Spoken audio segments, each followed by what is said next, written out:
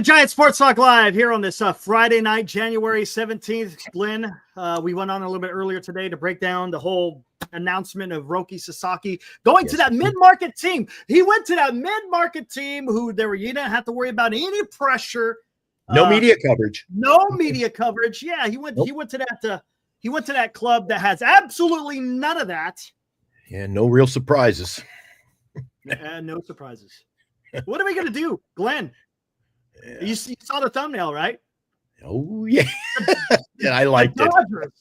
The Dodgers have got a juggernaut, right? Yeah. They got a juggernaut. The juggernaut is Andrew Friedman. Right, guys. So don't be delusional here. So Andrew Friedman is a juggernaut. Again, he has some associates that help him, right? He's got an ownership that aren't afraid to spend that money. Get her done. And he's out there, dude. He's smart, right? I think Paul, our good friend, former scout, goes by baseball here in the chat. He's even said it. Andrew Friedman is a smart cookie. Maybe he's coming in tonight. Maybe we'll get a visit from Paul. No, that'd be awesome. Yeah, sure. We'll have to throw out the link here. I'm sure there's going to be a lot of people that probably want to talk about what is going on. You think if you seen the chat in the opening 2 minutes, blow up Oracle, see in 5 years, we're going, man, the lifeboats, we're going down. Jeez, tell me how you really feel. Maniac Blue, he joins us back over here at Giant Sports Talk Live. Hey, I get it, man. Hey, man, you go for it, dude. I mean, hey, you guys, as a Dodger fan, dude, I can't blame you. I can't blame you. Toby says the Giants have been, or the Dodgers have been scouting Sasaki. Well, I think the Giants have been doing the same thing. Don't give me that. The Giants were, I think since he was like 14 years old, were on Yamamoto. And where did he jump ship? Yeah. The Port of L.A. Yeah, how about that? Another pitcher that the Giants wanted to get, and it's another pitcher that decides to go down south to the Dodgers. Guys, I don't know, man. I'm still pissed off.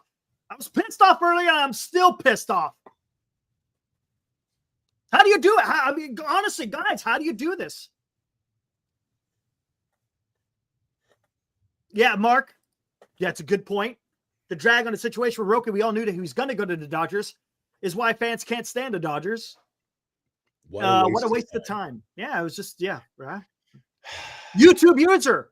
Baseball's broken because most hitters are complete ass. I know what you're talking about. You're talking about 240 hitters, strike out about 170 times. Yeah. And pitchers can't go deep. Just a horde of few players, and the rest of the league is in the dust. Strike Zone! What's up, man? Hey, it was awesome. I was over there in his chat right before our show there, Glenn, and I popped in there to see what he was talking about. He was talking about the Roki news. He's a Yankees fan. Matter of fact, Graham, I saw Graham over there in his chat as well, man. It was fun talking a little bit about the Giants and Roki. But gosh dang, man.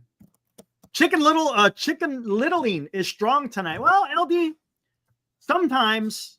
Well, something's already hit us on the head, Eric. Right, yeah, I mean, is the sky falling as far as the San Francisco Giants are concerned?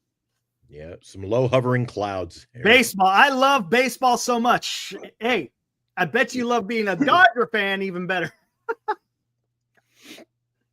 Anthony's among many who say that the deal was already done, Eric. And here we go. Don Michio, Glenn, he gets right to the crux of it, right? This is something me and you have talked about. A lot of people, a lot of Giants channels talk about this.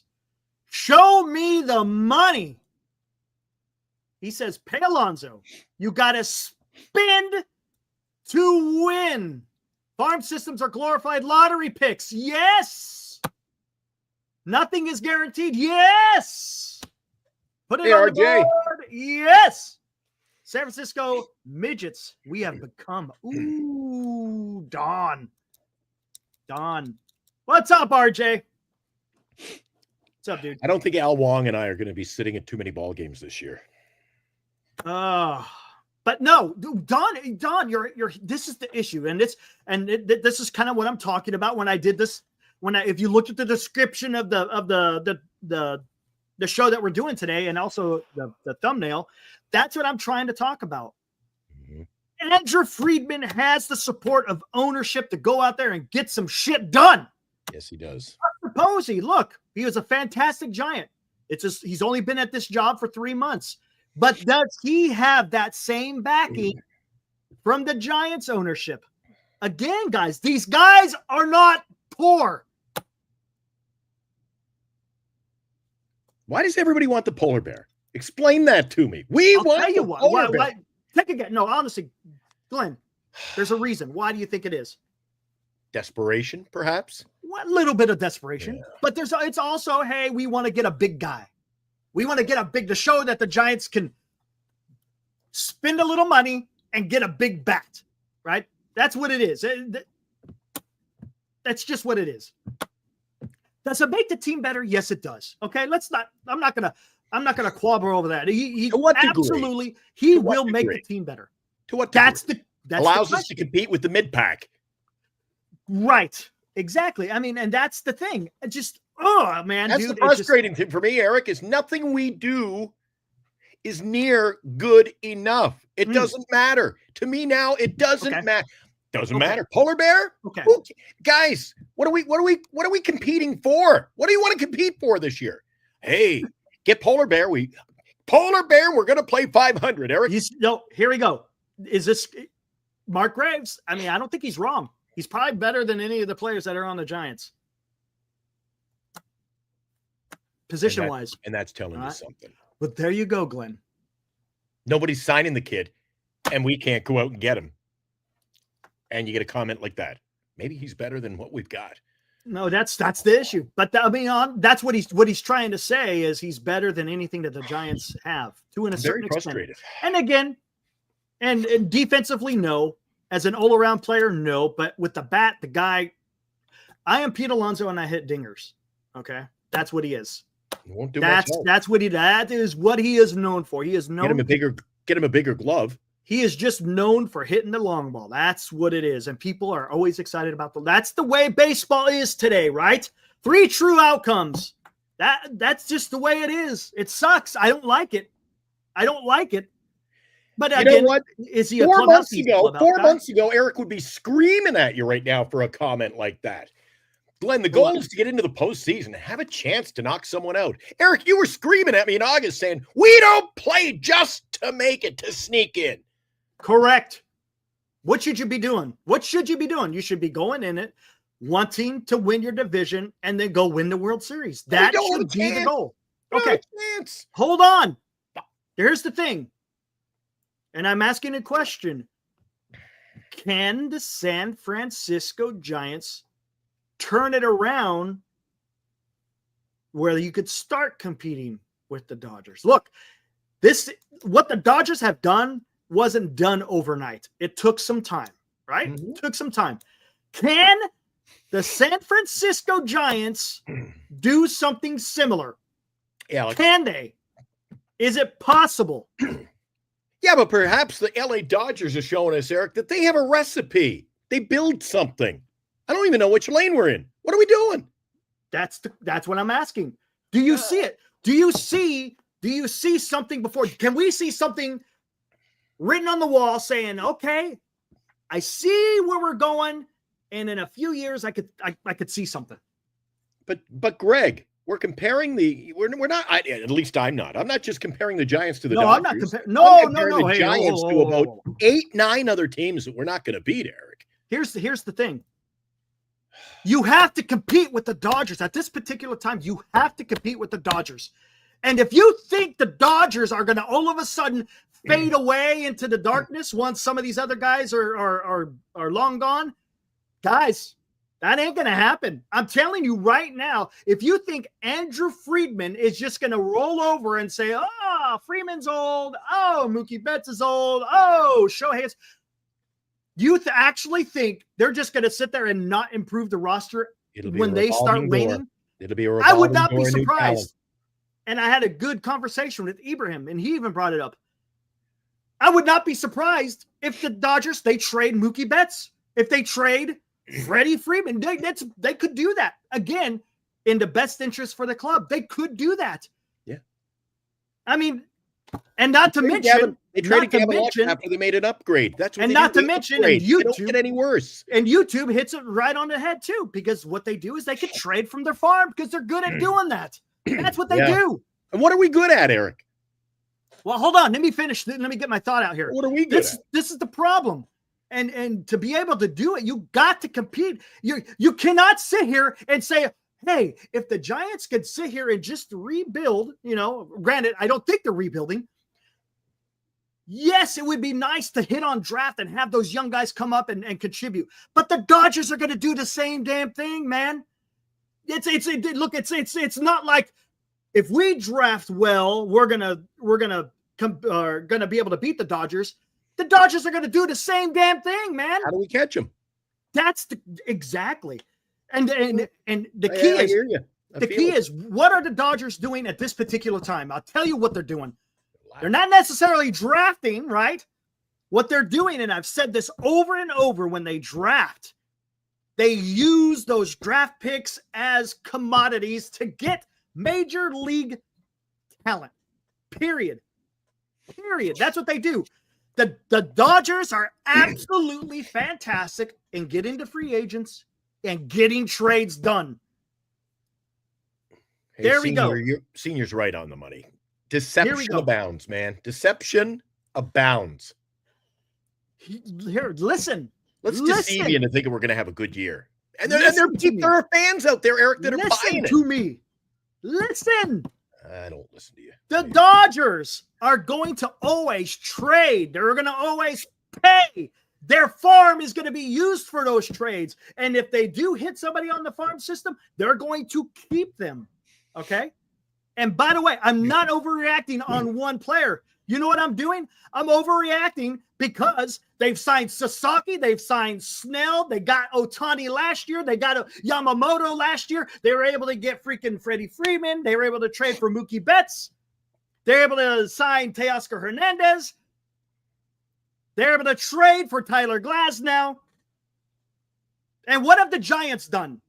Tell me what the Giants have done. They've gotten Soler. They've gotten Nick Ahmed. They've gotten a 42-year-old Justin Verlander. Who have they traded for? Let's see. Who have they traded for recently? There you go. Guys, it's like having a bad This is the issue meal. I have. The Giants are getting lapped. Not only by the Dodgers, but they're getting lapped by Arizona and San Diego. Now, you might be able to get across. Those guys, we don't know what they may or may not do. We might be able to get past them here in the next couple of years. We'll see. I mean, it's frustrating just seeing, the whole MLB is getting lapped. That's a good point, Greg. But you got teams out there. Are you telling me the Giants can compete with the Phillies, the Mets, the Braves? Oh, dude, this is just it's frustrating. It's frustrating, guys. I feel like the San Francisco Giants have a bad meal in front of them every year, Eric. A bad meal. And they think they can just sprinkle a little salt on and it's just going to make it better. Just signing Adames and a 42-year-old pitcher does not change your fortune, Eric. Oh, you want to pull on how? Okay, I'll put that poll out there. God. You think they get win 90? You think they win 90 next year? Don't waste our time, Eric. Don't waste my time. What are we doing That's here? Paul. Paul's saying they're going to win 90. Well, it's a one-man no, show. hey, LD, no, that's a little bit different. Hey, LD, just say it's a little bit different. Little bit different. When you got God on your side, just saying it's not the same. The LA Dodgers didn't start this yesterday or the year before, Eric. This is a process that they maintain. We don't even know how to get it underway. And like Dan says, how many times do I come on this show, Eric, and I say that fans, maybe the Giants in general, the organization, they overvalue what we got. How many times have I told you the phone isn't ringing saying, my God, give us this guy and this guy. We're gonna rip you off. We want all you. Nobody's calling for Lamont Wade and Wilmer Flores. Come on, man. No. Get a pack of chewing gum. Here we go. I don't even know where you start. Here we go. Where do I even begin? Where do I begin? Okay. I get David, how are the Giants going to leapfrog San Diego as it stands today? No. They're going to leapfrog. Oh, we're going to leapfrog them, Eric. Come on. We'll be lucky to keep up with them. Jesus. That's where I'm guessing. But yes, Dan, absolutely. The Giants have not been doing too well in the draft. Sure, they hit on Eldridge. That was great. Maybe have something in Harrison. Maybe. We'll see. Well, Bailey going to do that. Bailey. Every team's going to do We'll that. see. You're going to hit on some prospects. Yes, exactly. That's what I'm saying. Yes. Now, here's the thing, man. Why do the San Diego Padres or the LA Dodgers? Why? You're talking about the LA Dodgers farm system, Eric. Why do they seem to hit on everybody? And they have players in the farm system that are coveted. They're able to make those trades. What is it? Is our farm system, do we got to get new scouts and overhaul this whole thing? Look, and here's the thing. Yeah, the thing is, you draft these guys and nothing is ever guaranteed. This is what the Dodgers do. They trade potential, right, for MLB talent. Exactly. What would you rather have, the potential or the ready-to-go MLB talent? Bets. There you go. And Jim. For Verdugo, man. Yeah. Right? And of course, there's other guys. But Jim, Verdugo, it is a process. The LA Dodgers, they build every year. They get a couple of pieces. They make a couple of trades. It is a continual process. Yes. They got Mookie Betts a few years ago. They sprinkle in a little Freeman, Eric. They already had a good catcher, in my opinion. This is a process. Look ours is every year going, holy shit, how do we fix this mess? Look, and I'm not saying that you don't draft and develop, because you got to always. There you go, Mark. Exactly. Because the Dodgers know what they're doing, man. They just trade them for the hype. They get the hype. Holy shit, this guy is a 60 grade arm. He's got a 60 grade bat. He's got a 70 run speed. And then you get to the major leagues, and you know what? And the LA Dodgers make off with a bandit. And then who did the Dodgers have? Mookie Betts. That's who they have, right? And the little pieces, Eric. The little pieces. Here's the Don't thing. underestimate the little pieces like a Hai-Sung Kim addition. And here's the thing, guys. You have to. What happens every year in July? Every year in July, what happens? You take your pills. Every year in July. I'm going to need them tonight, Eric. Come on, guys. Every year in July, what happens in the MLB schedule? Every year. It never goes away. Every year, what happens in July? First week of August, you got a trade deadline. No, not the trade deadline. I'm talking about before the trade deadline. What happens in July? All-Star game? It happens during the All-Star week. Bacon tree. Yes, sir. Every single year you get a draft. So guess what? You got a continuous influx of people coming in. Continuous. Are all of them going to hit? No, they're not. Are they all guaranteed to be MLB talent? No, they're not. But if you sit there and if you're able to use those guys to get a trade done, you got to do it. And the Giants have not done that. They hoard the prospects without trading them. Why is that? I don't know. I honestly don't know. When's the last time the Giants, when's the last time they traded for a big arm or a big bat? And the other problem you have, the other double-edged sword, Eric, is the fact that the San Francisco Giants are not a prospect-laden team. This hasn't worked out. Well, hold on. Let me, I'm getting there. That's why you trade them. Exactly. Who's the last prospect the Giants have traded to get something decent back? Oh, God, I can't even think. It wasn't that long ago, but it was during the magical season. They traded Canario and a pitcher, right, for Chris Bryant. Right? See, again, Band-Aids. Eric? Hold on. Oh, let's go on. Oh, hold on. No. We might sneak into the playoffs. Let's add Chris Bryant. I'm not in. Hold on.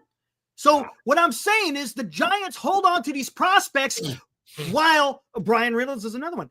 While the Dodgers are getting their prospects and they're freaking shipping them off somewhere else and getting MLB talent back, man. Why aren't the Giants doing that? What are they? I don't understand what is going on, man. I don't get it. If you want to improve the team, you trade these pieces to get that MLB talent. Look, are some of them going to hit? Sure. But how many times we got to go down this path? How many people were, tell me this, chat, and I want you guys to be honest. How many people were super excited about, who do you want to go? No, Christian Arroyo. How many people were excited about Christian Arroyo? A guy was batting almost 400 in AAA. How many people are excited about him? Be honest, Giants fans, be honest. Don't sit here and say, oh, I knew he's going to suck. How many people were like, woo, Christian Arroyo, young guy, yeah, the future. It didn't work out. It didn't. Tyler Beatty, whoo, hey, maybe the next Lincecum. Guy's got some great stuff. Woo! Did it pan out? No, it didn't. You can't always. Look, I'm not saying that you don't draft and develop because you do that every single year. What I'm saying is we got to be careful in overestimating the prospects. Use them. Use them as a tool to get that major league talent. God, who else do I have to talk about with Luciano, Lucius Fox? I talked about him in a show just a couple of days ago. We all thought, holy shit, these guys are going to be freaking amazing. Amazing. And they just didn't work out, man. That happens. It's no fault of their own. It's just us as fans. We sit here and we overhype them thinking they're the next biggest thing, and it just doesn't work out. But if you trade for the MLB talent, proven MLB talent, you're not going to go wrong. You're just not. Now, can you control injuries? No, you can't control injuries. All right, Waldorf. Yeah. Glenn, man. Gotta get off this hoarding yes players, man. Yes, trade them. You gotta lose the fear factor. Yeah, thank you. Yes, Glenn. I think management is always fearful. Holy shit, what if I give up an Eric Romo and I end up with a dud? It makes me look bad. Right. So they'd rather sit on their hands and do nothing than take a risk, take a leap of faith. And you know what? I don't call it a leap. A leap of faith. Believe in yourself as a general manager. And here's the thing. Christian, I was on your show yesterday. You and Greg over there on Skaters on Baseball. By the way, guys, make sure, subscribe. Skaters on Baseball. They're great. He asked me in one word or phrase, how would I describe Farhan? And I said, scared. The guy was scared. He was more afraid in quote unquote losing the trade than he was in and we talked about this, about the risk adverse. He was more risk adverse and I don't want to wait. What are they going to say about me if I do this trade? But KMBR interview with Buster Posey the other day, Buster alluded to the same thing. You got to be careful. You don't want to deal someone and end up with a bum. Hold on. And here's the deal. Okay. Farhan was a habitual scaredy cat. Okay. There's a difference between a habitual scaredy cat and someone who just came into the job 3 months ago. There's a difference.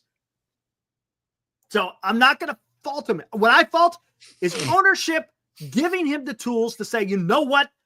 Go out there and build the best team that you can. If it gets a little bit nuts with the money, well, we'll have a little discussion. But go out there and build the best team that you can. All right, Eric, how do you grade this offseason then? A D? A D?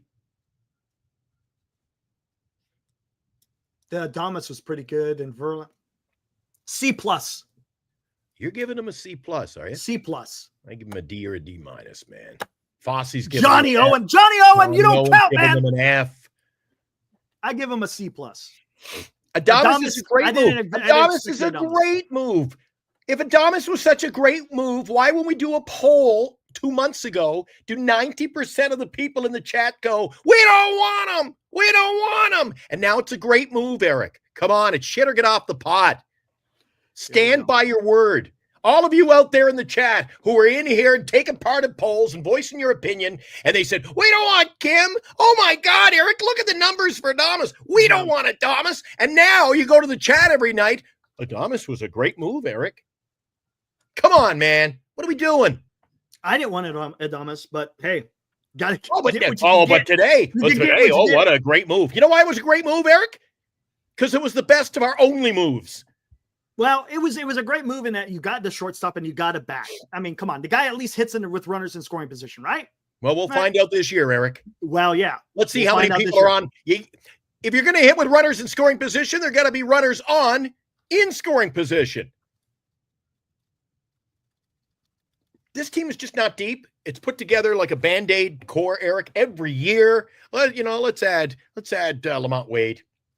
Let's add an Estrada. A Wilmer Flores. What are we getting, Eric? Middle of the pack. And what do you do when you add middle of the pack? You play middle of the pack. Yeah. Let's add Verlander. Oh, Eric. He was good. He was good, Eric. He used to be he's an all-star, Eric. He's going to be in the Hall of Fame. He's going to win 300 games, Eric. He's not the pitcher he used to be. So stop coming in and saying, oh my God, we'll win 90 games. We got Verlander and I expect ring.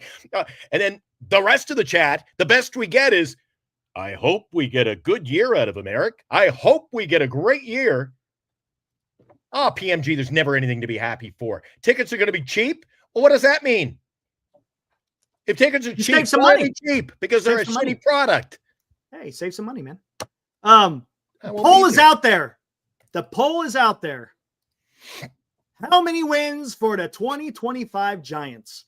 Here are the selections: 70 to 75, 75 to 80, 80 to 85, or 85 to 90. We'll see. We got 31 votes currently. All right, get out there, vote. Fosse, man. Fosse is going games. Fosse. Damn, dude. Damn. But again, guys, it's just, do you see where I'm going with this? If you're going to compete with the big boys, talking about the freaking your Dodgers, who are your rival. You've been rivals since the freaking 19th century, guys. Dodgers and Giants have been going at it since the 19th century. Skaters asked me if the Valkyrie are going to be a good product. I got them down for 4 to 5 wins next year. They're going to be the worst team. Worst. What? They're marketed. What? Hey, you can talk about a good product or a bad product. Good product or bad product. At the end of the day, the San Francisco Giants have created an allure about a bad product, Eric. You can say they might have a good year. We hope they have a good year. But there's the allure of this crappy product. So Skaters is saying that, hey, you think the Valkyrie or the women's basketball team is going to have a... Greg, need I remind you once again on the show tonight, they sold out in one morning. 18,000 seats. And we're going to get 12,000 on a Monday night at Oracle Park, Eric. There's no disguising this, Eric. This isn't made up like fictitious. Last year, they were drawing 13,000, 14,000 on a Monday night when I was there. The night Harrison pitched that brilliant game, his first in Oracle Park, and some of the guys have been in the chat saying they were there with me. Eric, there was no more than 13 or 14,000 people at that game. There was no atmosphere. It was boring. Why? No one was going and spending money, Eric. On a Monday and Tuesday, nobody goes to games in San Francisco. They go for Friday night baseball. Hey, let's get a cheap ticket package, everybody in the office, and show up for a night out. It's not about the baseball. It's the night out and getting a beer snake going. Putting all your empty beer cups together, having a beer snake in section 200 or 100. Eric, when the team, and again, you don't know, you cannot deny this. Every year, it's the same old. What did I tell you last week? You and I last week, or was it Monday night, Tuesday night, we brought up the chart of all those giveaways. I said, let me guess, Eric, you bring up the giveaways. And I nailed about half of them. I go, there'll be a freaking Hawaiian shirt night made in China that you can blow through. There's nothing to it. They never fit. Could I get an extra large this year, please? No, we only got them in medium. Well, I'm like, why the hell do I bother? Oops. Why do I bother? The giveaways, Eric. Let's give away Star Wars. They pick. And now, guys, the other night, we're talking about we're having a Steph Curry night. Hey, wrong sport. Why not? Why not, man? So I'm sick and it really bothers me, Eric, as a Giant fan, since I was a little boy, a Giant fan. And back in the day, it was different. We played we had a lot of fun, Eric, watching ball in a crappy stadium. Now we got a beautiful stadium and a crappy product, Eric. You know what we should do? Who do you hang your hat on this year? Who are the people lining up? Here we go. Is everybody around San Francisco at the water cooler at the office today going, hey, did you get your tickets to see Adamas play this year? No, there's no star-studded player that people are going to, maybe Jung-Hoo Lee. It was last year. Has that worn off? I'm getting tired of it. Nothing I'm saying, Eric, is wrong. Oh, man. Good thing I took that pill. Yeah, you're gonna freaking kill up, dude. I said that's what people they tune in to see your head drop, hit the desk. Well, it's true. Everything I'm saying is true, Eric. Nobody goes to see the Giants on a Monday or Tuesday night, and if it gets worse, how bad can it get? And that's why when guys are in the chat this afternoon saying, "Well, Eric, it's a top tier." Top tier city, top tier this, top tier that. I'm like, okay. Oh, it's the nicest ballpark in the league. Does that mean if you put little league teams on I'm going to go buy a ticket? It doesn't. I don't care if it's an ugly. I want to win, Eric. I don't care what the stadium looks like at the end of the day. I want to win. Who cares? Oh, but they suck, but it's a beautiful ballpark. What the hell's that got to do with winning, Eric? Nothing. Isn't the bottom line at the end of the day winning and losing? Nobody cares who came in second or third place at the end of the day, or we're competing for fourth. The bottom line is we didn't win. That's all. And we ain't going to win next year or this year, however you slice it. It's a frustrating situation, Eric, and especially with today's news, because it's just not getting better. That's correct. It's just another in a line of misses. Look, let's talk about this. Remember, we'll just start with, let's go back to Aaron Judge, right? 2022. Giants missed on Aaron Judge, right? There you go. The next year, Ohtani and Yamamoto, right? If you weren't going to get Ohtani was a stretch, but Yamamoto was a possibility. What happened? Oh, both went to the Dodgers. There's been someone every year since about 17. Bryce Harper. This year, Corbin Burns was right in your lap, guys. Yeah. It was right in the lap of the San Francisco Giants, and they let him get away. Hindsight is 2020, right? Maybe the Giants should have taken that 2-year opt-out. Maybe they should have. I don't know. I mean, come on. Maybe, who cares? Do the opt-out. If everyone's doing opt-out, just might as well freaking do the opt-out. Maybe he likes it here. Maybe he decides to say, hey, and if he sucks, well, guess what? We're stuck with him. I get it. Beaches is right.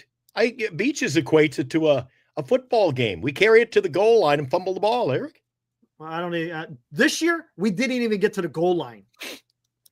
Well, they talked like they were in the red Burns. zone. Oh my God! Everybody in baseball thought that we were getting Corbin Burns. It was like the Roki deal. Everybody knew he was going to go to the Dodgers. Well, everybody was talking that he's going to go to the San Francisco Giants. Just a matter. I mean, time. Just think if it didn't happen. It's just unbelievable. I mean, the Giants didn't look. If they had gotten Willie Adames, Corbin Burns, and if somehow we're able to sway Roki, would you have not say that is a good offseason? That would be great. Hell, you know what? I would have even taken this. What if you signed Willie Adames, Corbin Burns, and then get Verlander? That would be okay. I would be okay with that. right? Would that not be a decent rotation? Because then you could push Verlander down to number 4. That would have been okay.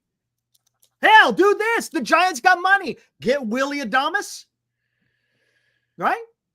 Get Bregman and get freaking Corbin Burns. Why not? You got the damn money, man. Why not? Why can't? How hard is it? Give them the money. Tell me this. Okay. And tell me this. When was the last time the Giants have been outbidded by another club? Right?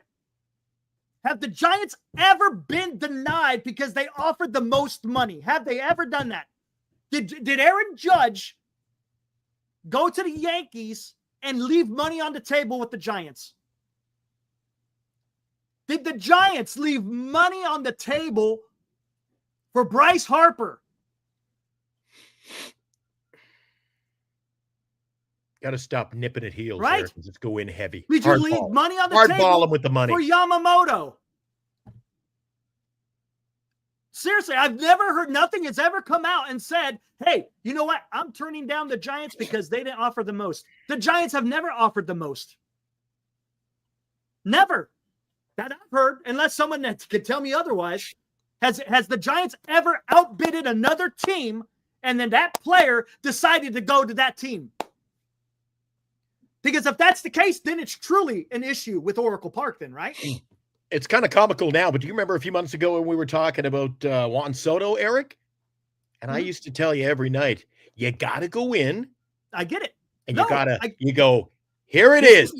Here it is. So let someone else outbid us. So tell me the argument of why can't the Giants sign a big free agent? Have they ever offered the most? Ever? Have they ever offered the most money? Not that I can remember. I've never heard. No. I've never like seen I a call story. it nipping at I've the never heels seen of a story chihuahua, written. baby. I've never seen a tweet come out saying, "Well, the Giants offered $50 million more, but that player decided to go elsewhere." I've never heard it. They chase. They never set a precedence. Yes, and Dan has talked about that. You have talked about that, setting the bar. They have never did that. No player has denied the San Francisco Giants with them having the most money available. They don't act tough. You got to act tough, Eric. Go in. Yep. Here's what we're going to give you. And then, hey, I like that old adage.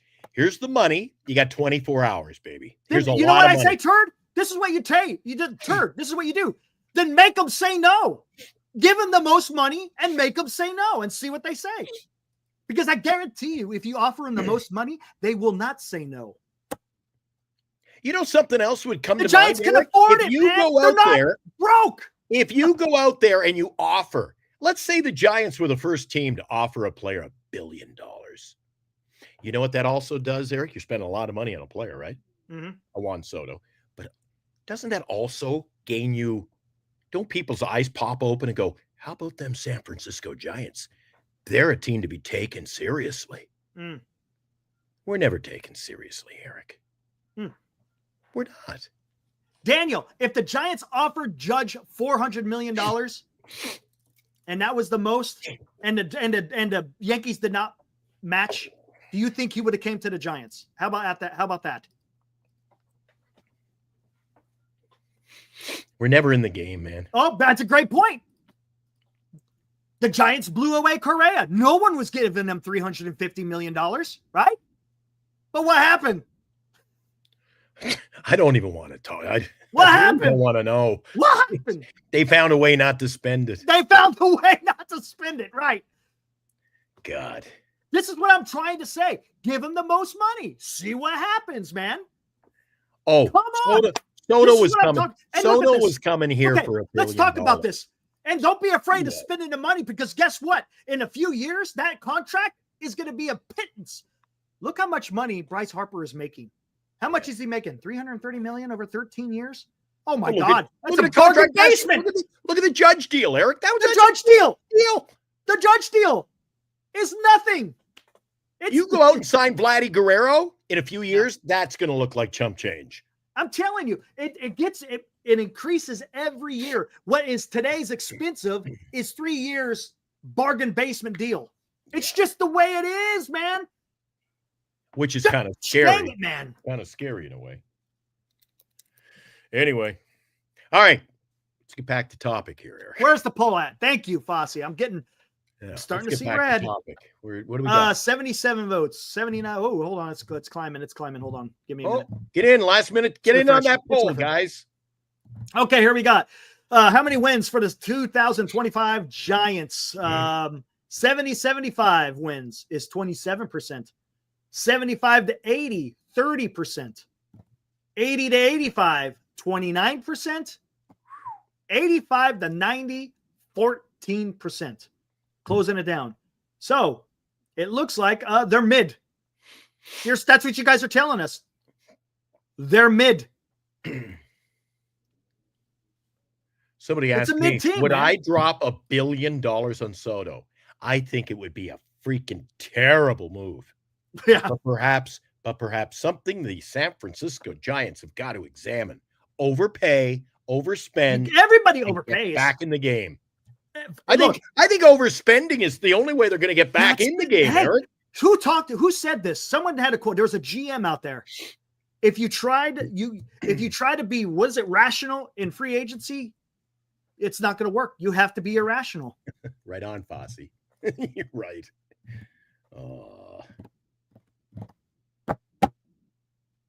Andrew Friedman, man. I'm telling you. I see Bacon Tree. The guy knows what the hell he's doing, man. Plus, he's a name out there, and he's aggressive. He's a baseball. Hey, Paul, are you out there? Paul. Let me wait to see if I think he's out there. Giant Sports Talk to Paul. Would you come in? Help us out. Explain what the hell this team's doing. Paul, are you out there? He's got a little bit of insight on Andrew. Alex Farhan's gone. I mean, yeah. There you go. This is in Buster's life. Now they've set a bad situation, Eric. How bad's it going to look when they go, yeah, we've got a part owner, an investor in our team running the team. How do you move on from him? You're fired. Well, yeah. I mean, Greg Johnson could fire. He could. He's got more ownership than Posey, so yeah, he could. Okay, Paul. Paul, talk to us about should we throw out the link? Get Paul in here. Help us out tonight. You want me to do it? You do it. Or you want me to I'll put it out there and then we go warm up my coffee and wait for him to come in. Talk to us about Andrew Friedman. I'll do the sponsors and shit on somebody while you're away, I'm sure. Look at that face. Be nice. Don't attack the chat. Look at the face on his avatar. I don't know if that's pain or agony or what. It looks like a real San Francisco Giant fan. Oh, Jesus, guys. All right, we're going to try to get Paul on the line. On line 5 here at Giant Sports Talk Live. Like that? Northern Lights Entertainment Production brought to you by Duxwell Printing, GenesisGoldIRA.com. Lefties in Burlingame. We got to get the guys at Signatures for Soldiers back on the show. They were going to come on at Christmas, and it got way too hectic for Tim and the guys. So Tim, he already reached out to me. He says, I'm going to come back on the show. I want to talk to you guys about what we did over the holidays and such. So we'll do that. Oh, and can't forget our leading sponsor, the ones with the big bucks. Why? They're a credit card company. What can I say that I haven't already said about bettercreditcards.com? It's a website. You go there to get a better credit card. Okay, that's really probably all I need to say for most of you, but I still have time left, so how about this? At bettercreditcards.com, we have different kinds of credit cards, some with better points and perks, some designed to help you build your credit. Whatever stage of life you happen to be in, we want to help. Give yourself a little credit. Bettercreditcards.com. That's bettercreditcards.com. Hey, Cole, I'm not attacking. I'm just telling it like it is, man. Just telling it like it is, or how I feel. It doesn't matter if no one in the audience agrees. It's just the way it is. How anybody thinks this team is going to win 90 games, you know what? That's just being a fan, I guess. Yeah, the Pepsis are going low. I had one going here, one going here. I'm just belting them down today. It's a good thing it's not alcohol. You know why I don't drink, Eric? What's up? You cannot drink alcohol and be a San Francisco Giant fan. That is dangerous. Point there. I'll stick with the Pepsis. I'm trying to remember what his. Oh, maybe Paul's taking the night off. No, he needs the email. Oh wait, is he in? Well, I'll tell you what, Eric. Let me wave. Oh, there he is. There he is. There he is. Woo! And bring him in. All right. There he is. See? Not Paul. Every time. Paul, help us out here, man. It's been a rough day. All right. Can you hear us? Happy Friday. Oh, there we go. There we go. There we go. Oh, Hey, Paul's, Turb, hold on. I'll try to find that comment. Paul's coming in as a fan tonight. Oh, he's flipping the hat. Is he flipping the hat around? I didn't know if he was coming in professional tonight or as a fan. Oh, he's coming in as a fan tonight. That's what it is. Talk to us about Andrew Friedman. What do you make of it? What do you make of this? I want to hear about Andrew Friedman. So there's a little pause right now because I don't have my headphones with me, so bear with me. I'm sorry. No worries. Andrew Friedman, when I did research on him, I thought he went to Harvard. The guy actually went to Tulane University and got a bachelor's degree in finance. What makes him good? He played college ball at Tulane, and so did his dad. So he's, I guess, the Tulane guy. So what I'm saying is he had some kind of sales/finance background, and the race picked him up when he was young, and he was like this superstar in the making. He just had a natural way to set up an organization and draft. I'm not even going to I'm not giving Andrew credit for drafting anybody, but you know what he did? He hired the right scout. Yeah. Good. Because what I'm saying is the team that I ran with, these guys were good. I wish you guys could have met. Paul? It showed. Thank you. Yep. Tampa always had Tampa was. How did the Tampa Eric think about it? How did the Tampa Bay Rays? Yeah, he's going to explain it. Compete in a tough division, right, Paul? Paul's going to talk about it right now. Okay, Blake Snell, drafted in 2013 or 11 out of high school, and guess what he was? A first rounder. They projected Blake Snell to be Blake Snell today. Why do you think Snell went and played for the Dodgers? Because he was under the Rays organization with Friedman, and he was already friends with Friedman. Therefore, Friedman knew Snell in the draft, and that's when he grabbed him at this age, at 32. Good point. Why don't you think they grabbed him last year? That's a little bit interesting. I think payroll. I think they were trying to spread it out for Matani. And they picked up what? They had Yamamoto. There were other things in play. Right. Right.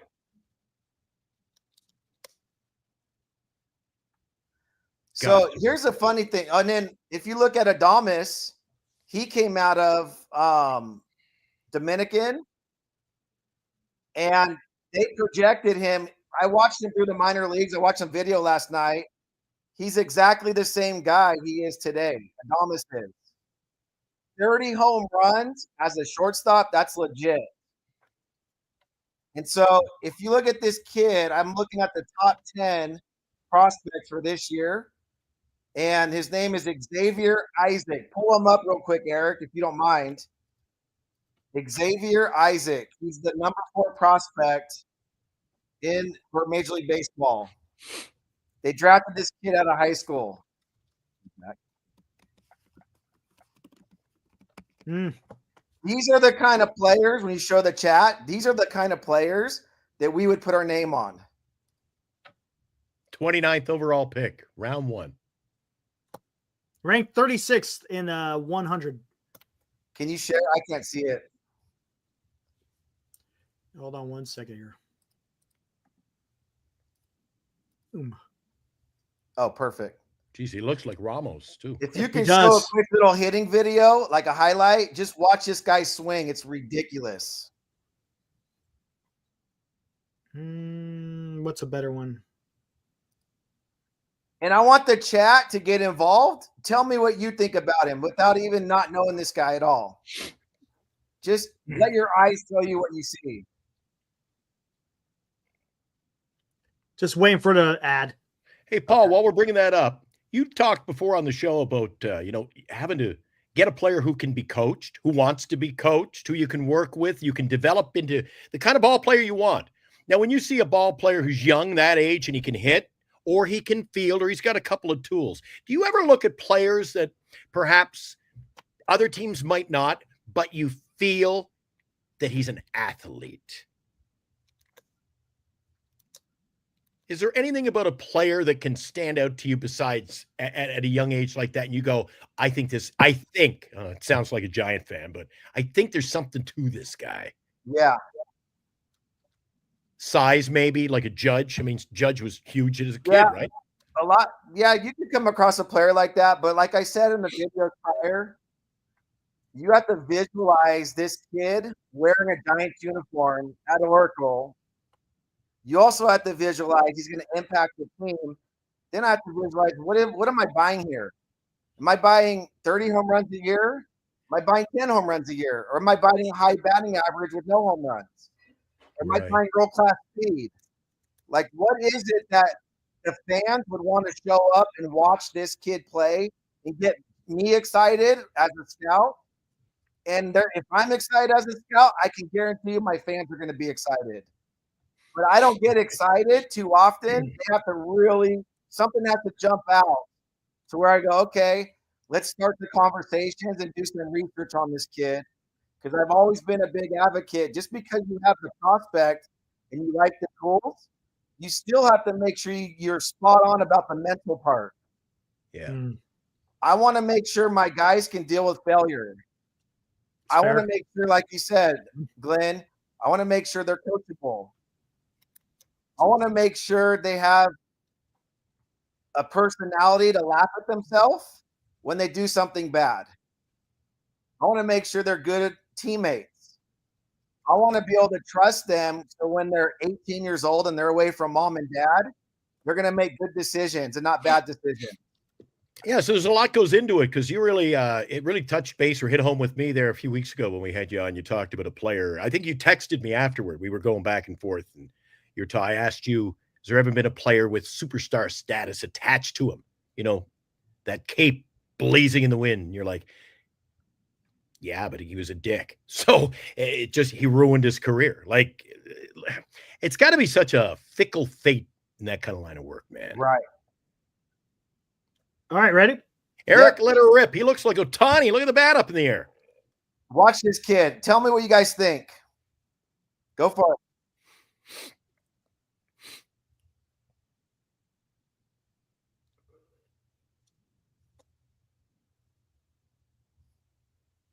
Jeez, he took the pitch, didn't he? He went the other way. I like going the other way. It's nice. Pitch, sent it where it was coming. Yep.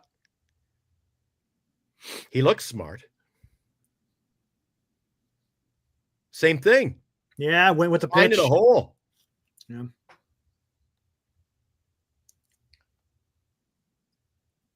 Is he a smart hitter, Paul? Very smart. Yeah, seems to show. I mean, I can't scout a guy on 3 at-bats. You got to remember, they got out of high school, and he's been there right for up the 3 middle. years. Go one more time here. Yeah. And the next 2, he goes the other way. Yeah. Yeah, look, there's big and it's hole lefty there. on lefty. Watch. Lefty on lefty. Look, what? That. A lefty on lefty? That can't happen. You're not supposed to have a lefty and lefty. Come on. Don't they know what they're doing? Come on, another lefty on lefty? What's going on here? Yeah, he's picking now, that hole. There's another one that'll show more power. He goes oppo power. What's he doing, man? Doesn't he know? Any video there with some bombs prospects, and I want to make sure when I was scouting with the Rays, they're looking for athletic guys with power, and guys that can hit all fields. And remember, if you're a first rounder, you better be a Hall of Famer. So when you get the high school kid, it's very risky because you got to hit on the maturity. But if you can hit on the maturity, like I believe Eldridge is mature, I believe we have something there. The only thing about Eldridge, God bless him, I worry about his first baseman, and I worry about the athleticism. That's it. The power's there, the bat's there. You're buying 30 to 40 home runs a year. And the cool thing about Eldridge, he's like $165, $175. He's going to get up to 220 as he gets older. So he's going to start hitting those balls further and further out of the ballpark. Tell me this, Paul, if you've got a player or you've got players, Eric and I were talking about it. Maybe we talked about this before. If we have, just bear with me. From a guy who comes from your background in that kind of a position where you're scouting the talent, what does it say for the San Francisco Giants? We were talking about it. Did you catch any of the earlier show? I did. So what comes to mind? What do you want to add when we were talking about the LA Dodgers are not afraid to pull the trigger on their minor league talent? You go down to the AAA level, it's pretty much, hey, you want them, here's what we want. And why the San Francisco Giants, it seems, are a team that are so reluctant to move anybody that they've got in their system at all. Why? And is it hurting the ball club in the long run? I think Posey said this the other day. They fall in love with players too easily with the Giants, to a fault. Yeah. But I worry about the Dodgers because Friedman is bringing that same formula to LA. So he's literally thinking like he's with the Tampa Bay Rays, and he's trying to find the right scouts to get the right talent like he did with the Rays. So not only does he have Magic Johnson's money and he's got resources galore, now he's got the Tampa Bay Ray mentality to scout or hire the right scouts to get the right players in the organization. That is very scary. Now he's got the international connections. So he's just on fire right now. I believe, based on all the stuff I've been listening, I think the Giants need to build this like the Niners did. And it kind of sounds weird, but bear with me.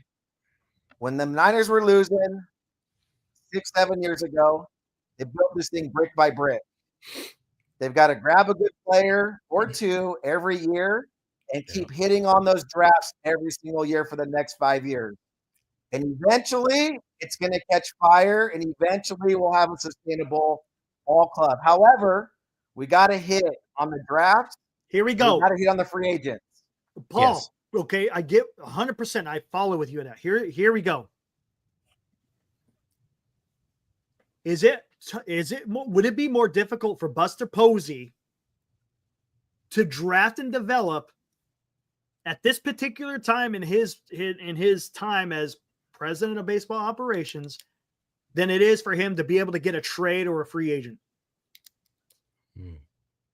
You got it. It takes a lot more manpower to draft and develop. Again, I talked about this. Remember, you got to have that trusted core that you can believe in when you got your guys out there drafting and looking at these guys.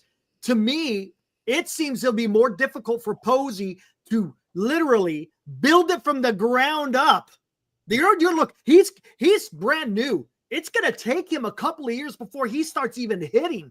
So we're nowhere close. If we're going to try to build it again from the ground floor up, we're talking quite a few years again, because Posey doesn't have that infrastructure. He hasn't done this before.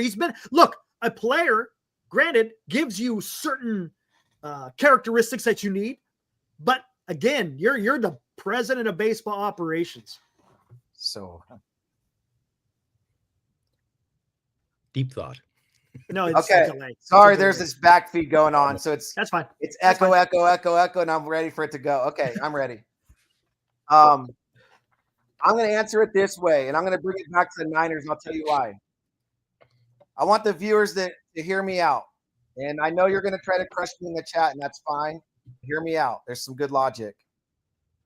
Posey is a 3-time World Series champion, future Hall of Famer. Yes. John Lynch, Hall of Famer, runs the Niners. John Lynch has a lot of success with the free agents and the drafts. Why?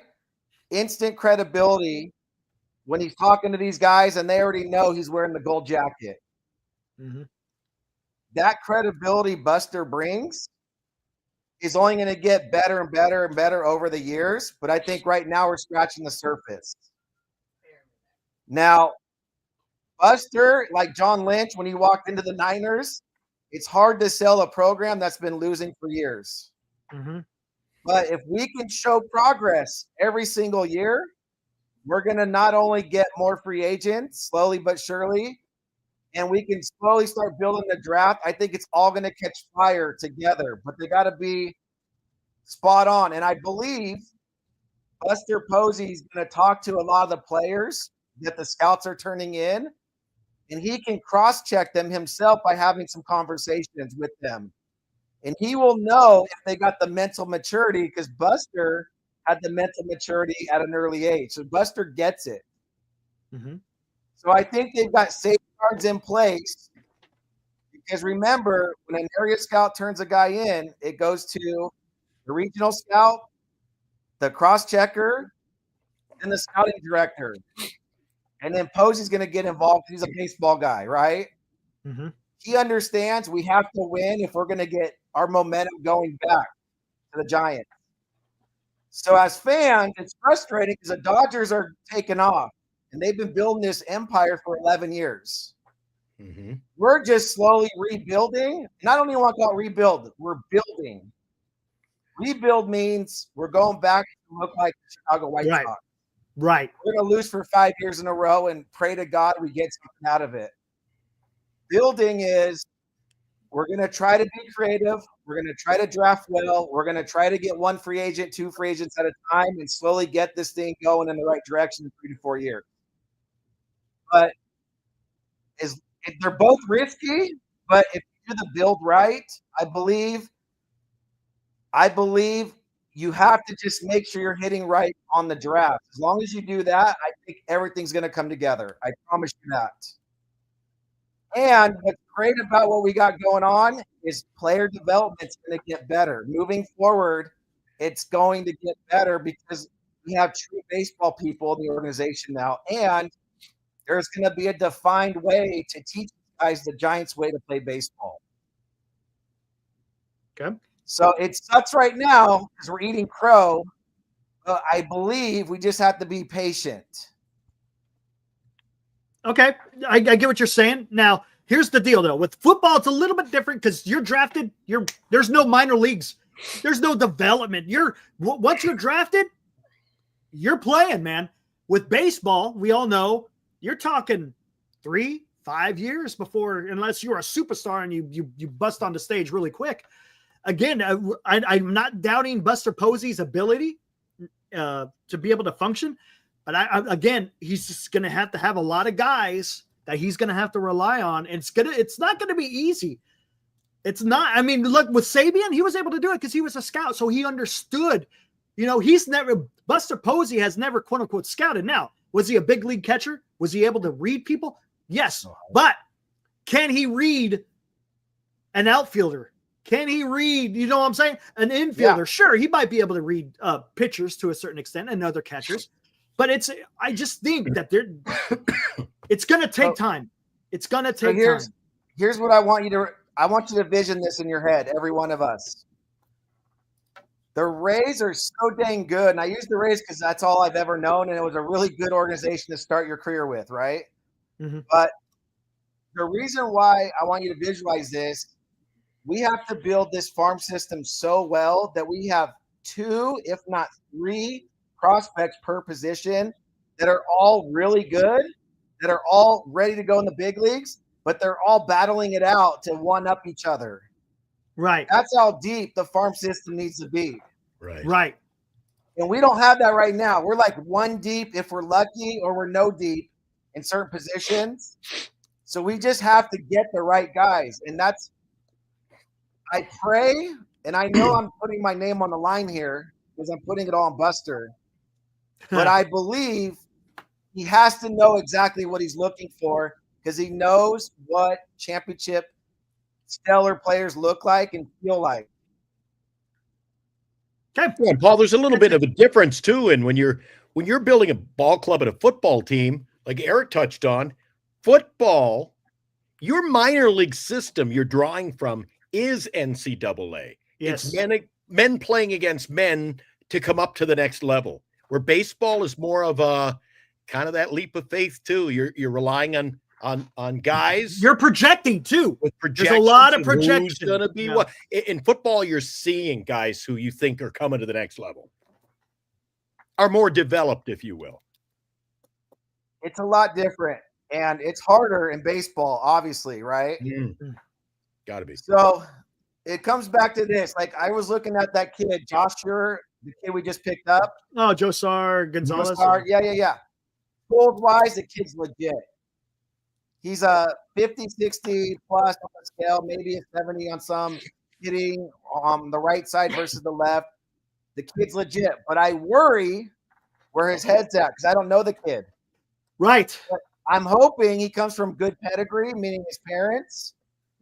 His parents taught him the ropes of life, because that will expedite his process of maturing while he's going through failure in the minor leagues. But if this kid is going to learn the hard way and kind of learn things as they come and go off on a tangent and whatever, it's going to take 5 to 6 years if he's lucky, if he's still around. That's my only fear. I'm hoping they got the mental part right, because Bryce Eldridge is like the fastest guy I've seen in a long time to climb through the minor leagues that quickly. And I believe he still needs another year. But even if he only has 2, maybe 3 years in the minor leagues, that's really good for a high school kid. Because usually it will take 5 to 6 years for those guys to mature. But if let's take a look at this guy. High school I got 4 questions, but you want to fire up the video, Eric? Yeah, let's take a look at 3 years, then we are golden. Go for it. You know who this is? Can you guess who this is by looking at it? That looks like Eldridge, isn't it? Bryce Eldridge. Yeah. Okay, here we go. Look at the at-bat. Check out his bat speed. It's pretty impressive. Yep, that's Eldridge. I can tell by the backside. Let's see if they repeat it. Kid is so gifted, man. Yeah, he is, man. It's going to be exciting. That is one positive, right, that we can talk about with the San Francisco Giants. They looks like they may have hit on this guy. Here, let's look at it again because, oof.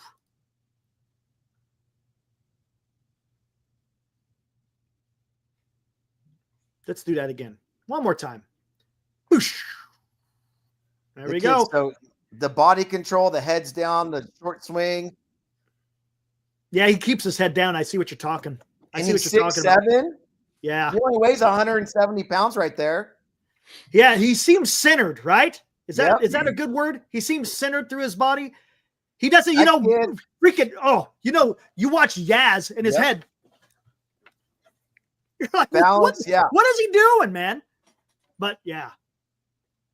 Any of the interviews or any of the like head-to-head conversations I've seen with him, Eric has a video clip just with a fan, right? Senior. And yeah. I want to watch. Just seems to be mature. Do you sense that? His maturity? Yep. Think of also in hitting, think of your head, it's on like a tether ball. You know what a tether ball is, right? It's like you got the tether that goes around the pole. Yeah. Your head is like the center of the pole, and your arms are the tether, and they wrap around the pole. So the head should never move. It can move a little bit, but it should, in theory, never move. Never move. The head's not moving. The eyes can see the ball. The swing path is better. It's just better body control overall. And that's when I look at Eldridge. He's seeing 90 miles per hour, but he still looks like a tether ball in action. And I'm like, wow, those guys can hit. Like, you either got that or you don't. You can teach it, but it's really hard to teach. All right, let's take a look at this. Here we go. No, Eric, the week before the season gets underway, like we get through training camp, we'll have you on, Paul. But the week before the season gets underway, we got to have you on like on a Monday, Wednesday, maybe opening day, because you get my juices flowing, man. There you go. Here we go, man. This is Bryce Eldridge interacting with senior softball games. You see him in the chat. His son Charlie is a little. I think we talked about it before. He's a little leaguer. So they went and saw him play down in San Jose. And is this the one with the music video? Huh? Is this the one we get demonetized for all the time with the music? We'll talk over it. Hey guys, yeah, Paul, let's talk about nothing. Oh, there's my music fan. Listens to my show. Alex. There you go. There you go. Thanks for tuning into Oldies 96. Here we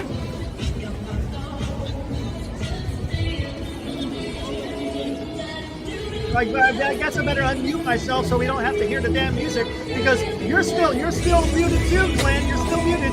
You're still muted, Glenn. Glenn, you're still muted. Okay, we gotta get through this. All right, here we go. You get a bomb, you have to give me your back. All right, we're done. Let's go. Thank you so much, Bryce. I got you. How's it going, Bryce? Good. How you doing? Hey, you're having a great season, man. Keep it up. Thank you. Yep. Having your eye. I was playing travel ball. That's not the right answer. That's not the right answer. What happened? I was at bat, and a guy that was like your size threw a ball. How old are you? I'm 11.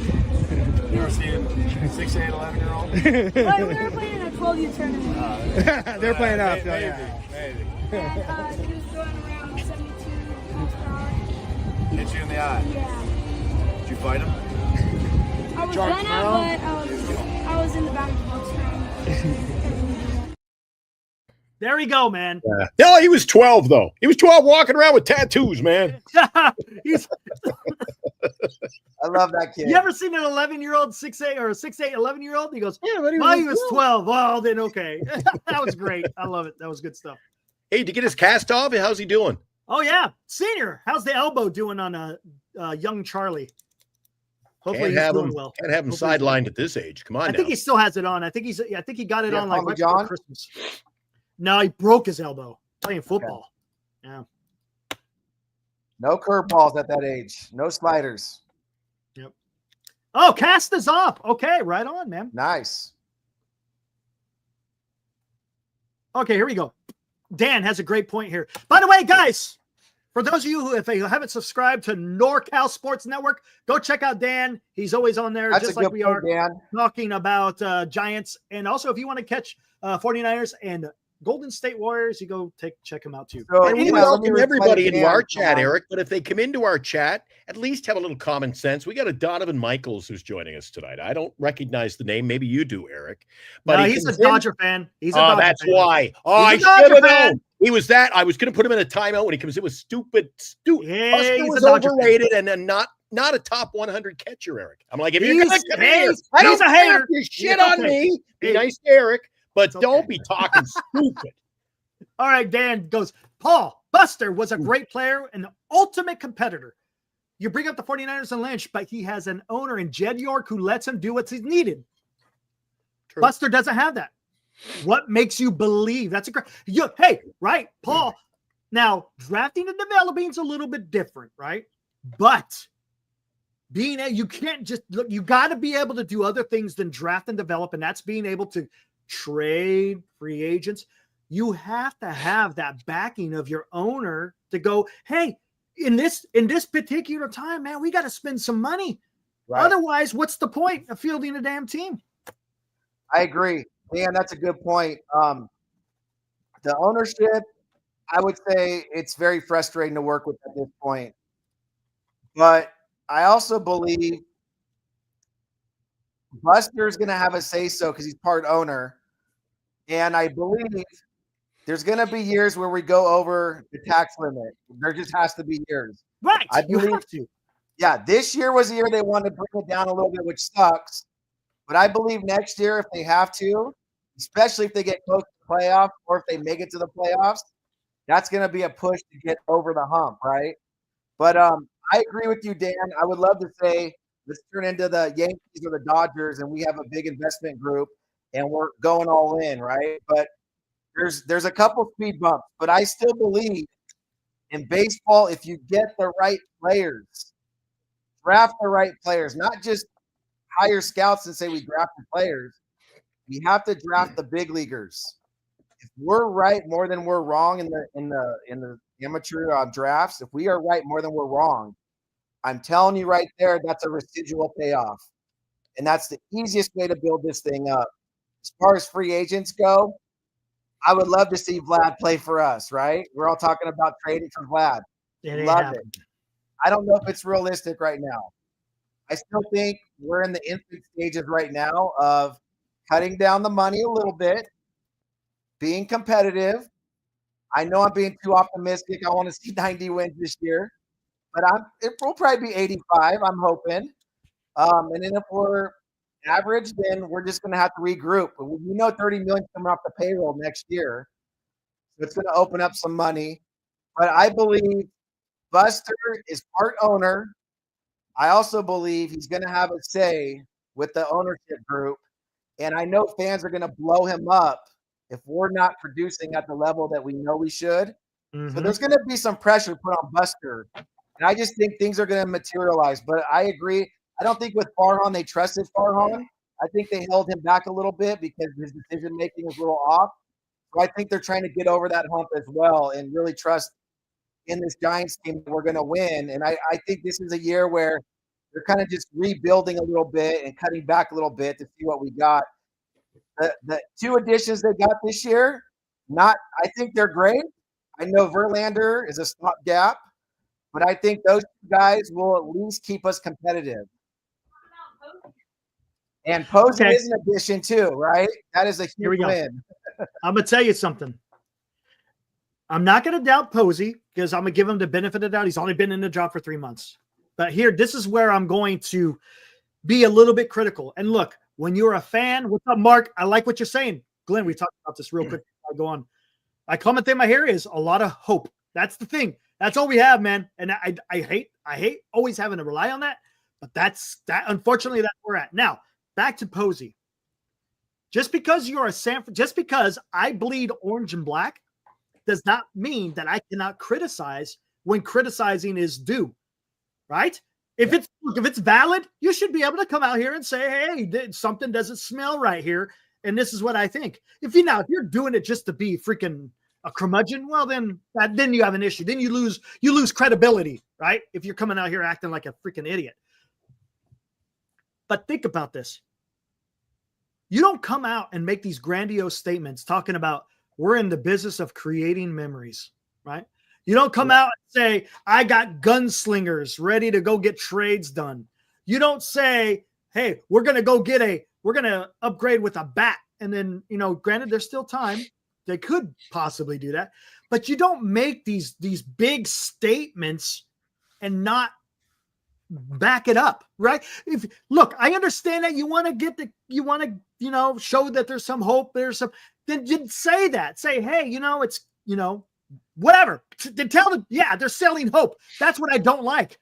Be right. I'd rather you come out and say, hey, it's tough right now, but we're gonna get. I don't care. Then say we got a few years. Be honest, because you know what? Fans will understand. Okay, at least he's being honest. He's not trying to blow sunshine up us like Farhan did over his entire career or entire stay here with the Giants. Just be honest, man. Don't come out and say these stupid things because I agree. And maybe I'm naive, but if you're coming out and saying that, I'm going to hold you to it, man. I agree. And you have a good point, Eric. And I can see where the fans struggle with some of the comments and statements he made when he first got the job. Part of that is maybe a little ego's getting in there when he got the hire. Could be. Maybe he's excited. Maybe he thinks it's a little easier than he thought. Maybe. And that's where the maturity comes in. Yeah. But I really believe he's got the Giants in good hands. He really understands what winning looks and feels like. I know it's so hard to sell hope. I get it. Yep. I mean, the Niners have a slogan to this day, faithful. Right? Faithful, we're hoping that they come back and win. But at the end of the day, we just have to make sure we're tracking improvement. When I say improvement, we're cutting down the mistakes on the base pass. We're cutting down the mistakes on the field. We're hitting our cutoffs. We're manufacturing runs. We're playing smart baseball. If there's an improvement from this year to last year, that tells us we're trending in the right direction. Okay. If there's no improvement, then guess what? We need to fire the staff, rebuild the staff, and just keep going until we get the right product. Okay. So here's a question. Say they have a good year and they get, say, 85, 87 wins. Yep. How do you exceed that? You see what I'm saying? Where do you get over the hump to where you're getting to 90 to 94 wins?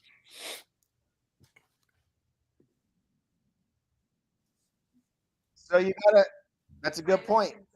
You got to assess the statistics from this year to last year. What do we do better? Batting average, home runs, errors, all that, right? We're comparing and contrasting. And what we do is identify where the holes are. We already know there's a hole at first base. Until Eldridge gets to where he needs to be, Correct. that's the future. But right now, there's a hole there. Would you guys agree with that? Yes. Okay. We also have a hole in the outfield. We want Matos to go and take off, but we still don't know. Yaz is not the future, but Yaz is like a stopgap, like Verlander. And to an extent, Ramos, we got to see what, because Ramos had a good first year. Let's see how, right? How is he going to recover? Right. Right. Paul, who starts opening day, Ramos or Yaz on your team?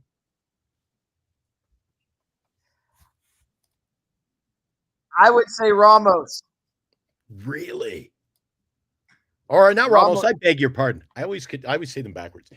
Matos or Yaz. Okay. Sorry. I do that all the time. As long as Matos if he has a decent spring training, I'm going with the youngster. Right out of the gate. Right out of the gate. He's actually a really good athlete. He's going to get you 20 to 25 home runs a year. Okay. He's going to be good for the youth. He's going to build us up a little bit, get the energy flowing. The only thing that I worry about is when he goes into a slump, he doesn't come out of the slump the way he's supposed to. And it just goes back to trusting his approach, understanding the game, and I think I have a weird feeling Posey's going to be talking to these guys behind the scenes a lot about the mental game. So I'm hoping there's going to be a lot of wisdom.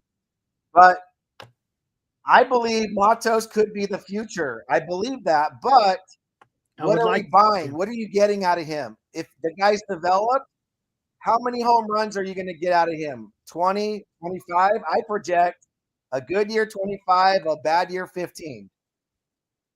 Now, is that what you guys want as Giants fans? Or do we want to go after someone that can hit 30 or 40? I like the fact I want a damn professional hitter. Faster. Okay. He just has more upside, doesn't he? Right. I like that Grant kid because of his speed, but his bat needs to play. Yes. Right? I'll take Grant over Matos just because of the speed. Yeah. But I don't trust the bat, so I'm kind of leaning towards Matos at this point. Oh, absolutely. Yeah. Right? But do you like where we're at now? Do you like where we're at? I'm not like super excited, but I'm happy that we're trending in the right direction, in my opinion. We got Adames. We didn't want Verlander, but it's better we got Verlander than nobody. Okay. We got the youngsters coming up. We got player development coming in strong. Hopefully Posey's going to drop the hammer on these guys. And I have a feeling that it's just going to be a better product. It has to be.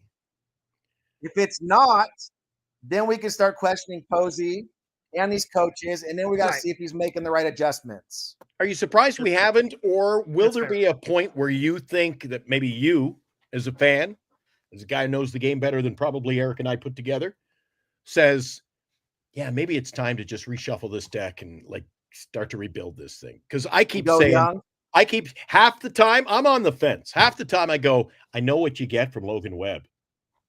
I know what he brings you. I also am on the other side and thinking, I know what he'd bring you in a trade. He's got to be coveted. So are you going to hold on and hope you're competitive in 4 or 5 years? And then what does Webb bring you? Or does Webb bring you more as a trade chip now? Where is he valuable? And at what point do you got to see that I would say kind of perk up? When do you got to get better to a point where you go, okay, we're on the right track. We're on the cusp. We're there. We're going to be competitive, because we're not there now. So how long do you hold on to pieces that aren't really? The only way I consider trading Webb in my mind, and this is just coming off the cuff, we have to get a replacement arm. And we're probably going to get that arm as a top prospect, minor league guy that might be just as good as Webb, but he's a projection guy. He's still not a proven commodity. And then I'm going to say I need 2 more power bats, 3 guys for 1 good player, and I would consider trading Webb. But it has to make sense. If we're not getting at least 3 solid players for one really good player, proven player, then I don't even think I want to think about it. But I think we give Webb probably another year as he gets closer to his next contract. I think we need to start having those discussions because we could build a team off that one trade, and I would agree with you. I agree. I agree. I look, if you're going to look long-term, and let's be honest, a spade is spade. This team isn't going to compete for any championships in the next 5 years, in my opinion. You're kidding yourself. Hey, if we make the playoffs down the road a couple of years, that's good. Maybe that's improvement to some. But then what does Webb bring you? What's his value now compared to then? When we're a competitive team, is Webb the pitcher he is now? Right.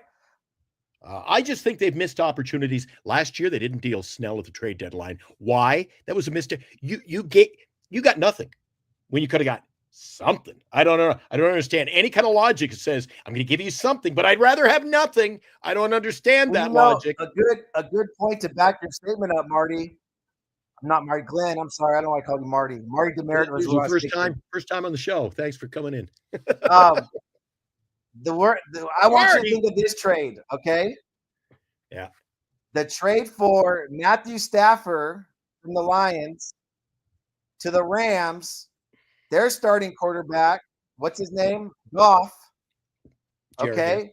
So the Lions got like Goff, and they got 3 or 4 first rounders, plus they got a couple players from the Rams. So they got like 6 players and a quarterback for Matthew Stafford. And why is the Lions so good right now? Because they made that trade a couple of years back. Right. But built for the future. And they built for the future, correct. And that's exactly why I agree with what you said. 100%. Yeah. Yeah. It really pisses me off when you look at a franchise that just sits on their hands. And then to hear it from Logan. Did you hear the interview the other day? And Logan says, yeah, some guys were just afraid to pull the trigger on a deal because you don't know what you might have compared to what you're getting. I'm like, have the ball. I think if you're going to do that kind of job, you got to have balls of steel, man. You got to roll with the punch and say, this is what I think. I'm one of 30 some guys, or 40 or minor league says you're looking at like 50 or 60 guys in a position like that. You got to be considered elite to be in a job where there's only 50 or 60 people of you doing that job. So you got to have balls to say, this is what I think should be done, and this is what I'm going to do, and not to play patsy all the time. Well, you know who would make that trade? Sabian would make that trade. Yeah. What's it? Yeah. He's got the cojones that you're talking about, right? Yeah, you've got to. It's the only way to get better. I don't know the right terminology or phrase, but hopefully you'll understand this. But if you sit idly by and just play it safe gets you 500, right? If you make the deal, it might. Hey, I wouldn't be happy, but I would rather a deal fall like a bad deal and say we went for it than not do anything at all. And I would say to Posey, let's give him this 1 year as kind of a testing year. And then let's see if he can make the right adjustments next year. Yeah. If he can't, then we know he's not the right guy in charge. Well, I was going to ask you about that too, Paul. I got some notes I've been taking during the show. Yeah. Eric gives him the, he's only been doing this job for 6. I said, then why isn't there a guy in there day one who can do the job? How long do you give him? Just the 1 year? Well, he's on a 3-year contract. We're probably going to grade him after year 2, but I'm going to grade him after year 1. Yeah. I want to make sure he's making the right adjustments when needed. And I want to make sure the team's playing better brand of baseball. As long as I can see that, then I'm all behind him. Because he may just be a hell of a ball player, a hell of a guy to talk to, but he might just be a horrible operations guy. Yeah. And maybe he might need to step down and just be an advisor and get the right guy in that position, right? Right. But I don't think it hurts us. It helps us right now because we would have nobody. I don't even want to say the word Farhan, but at least we have somebody other than Farhan that's legit right now. Yeah, I'm not the kind of guy who would sit idly by and say, Paul, if I hired you to do the job, I'd say, Paul, if I don't, I think a results driven business. And if I don't see the results right away, some kind of you got to benefit this ball club in that position. And like Eric says, oh, give me a year, give him 2 years or what have you. I'm like, I hired you to do a job. And if you're not doing the job, it's time for me to move. This Farhan, I don't know if you saw the quote that they ran over at NorCal for a while where they had Chris Mad Dog Russo on NBC Bay Area, and they thought it was going to be a fluff piece. Oh, he came in firing. You know how he is, right? And he was saying, what is he on he's been here 6 years. He had a lifetime contract. The guy should have been gone. And that's how I agree. Like, if you're not getting the job done, how many a cat with 9 lives, really, right? He's right. I mean, I think a 3-year contract for Posey's healthy. Mm-hmm. I really do. Because after year 2, we're going to really know who he is. Yeah. And he just has to show us improvement. Yeah. Yeah, when you were over in Tampa, I guess what years were you in Tampa? We're working with Tampa.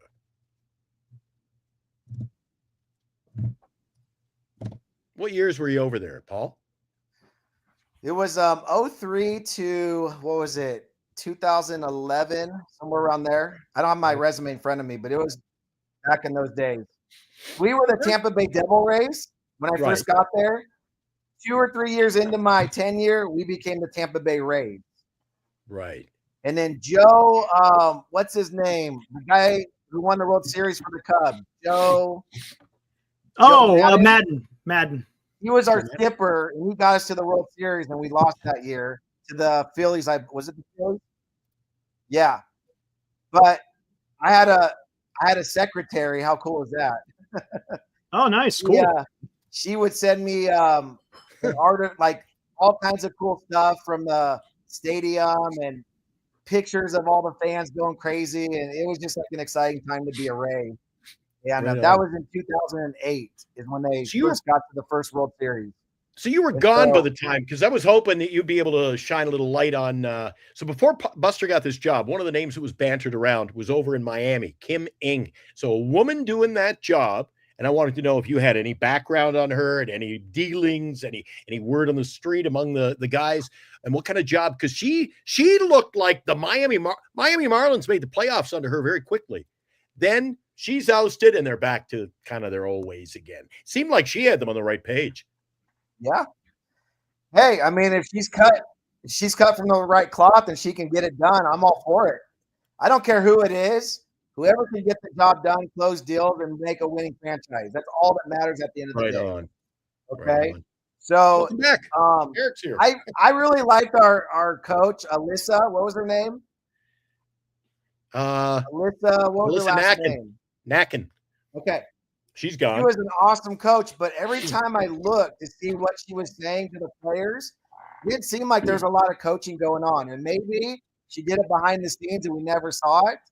But I'm all about promote her as long as she's bringing some value to the team.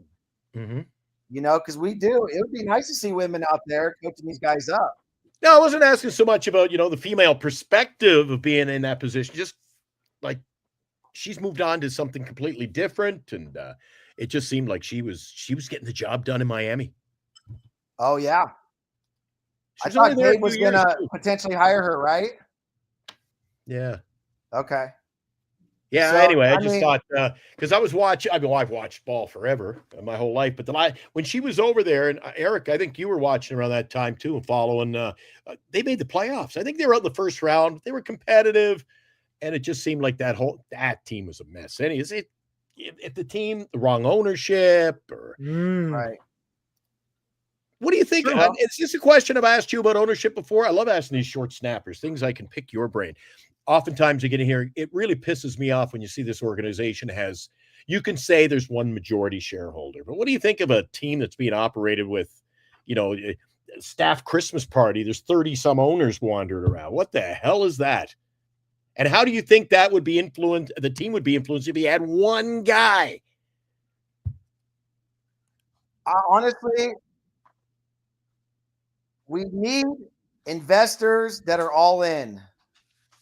So if it's Greg Johnson and all the other minority owners, they have to go all in. And like you said, Eric, there's going to be years where we have to go over the CBT. We have to. You have to be willing to take that chance. For whatever reason, we're conservative. Right. I'm not saying that do that all the time. Not all the time, but we'll right. have some years, right? Yeah, right. So I would love to see maybe Buster says to the fan base, everyone chill out this year. We're going to be competitive. We're going to put a good brand of baseball on the field. We're going to stay below taxes to save a little bit of dough for next year. But next year, we're blowing it out of the water. Be ready. We want some transparency. But hey, didn't we do that last year, guys? Where's all this money?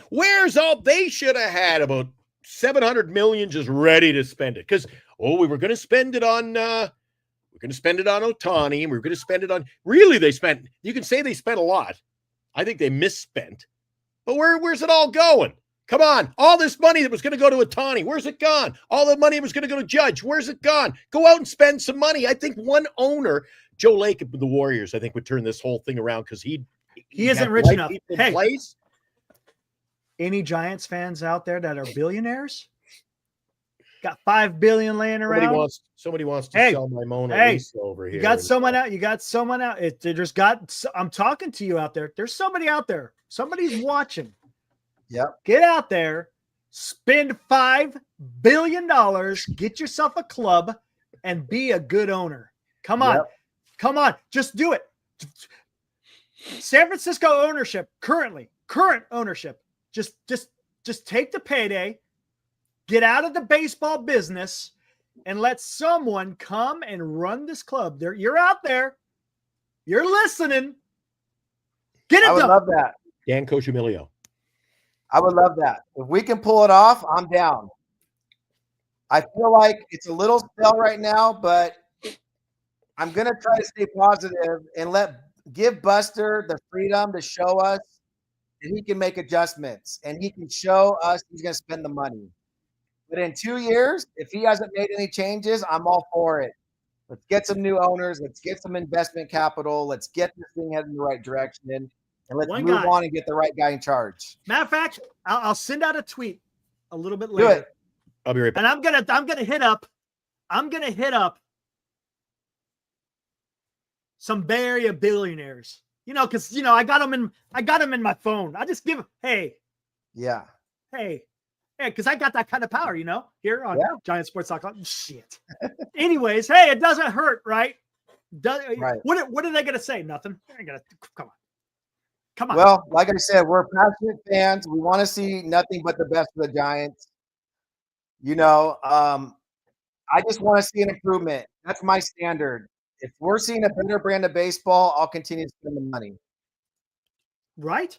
If you're gonna pay exorbitant prices for freaking food and drink and merchandise, then you know what? Then the product on the field better be worth the prices that we're paying, right?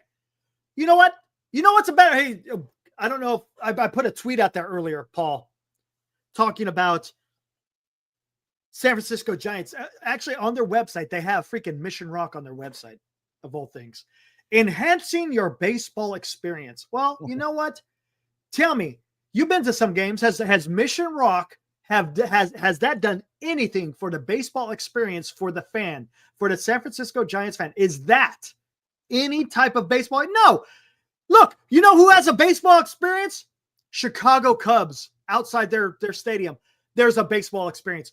St. Louis Cardinals have a baseball experience outside their park.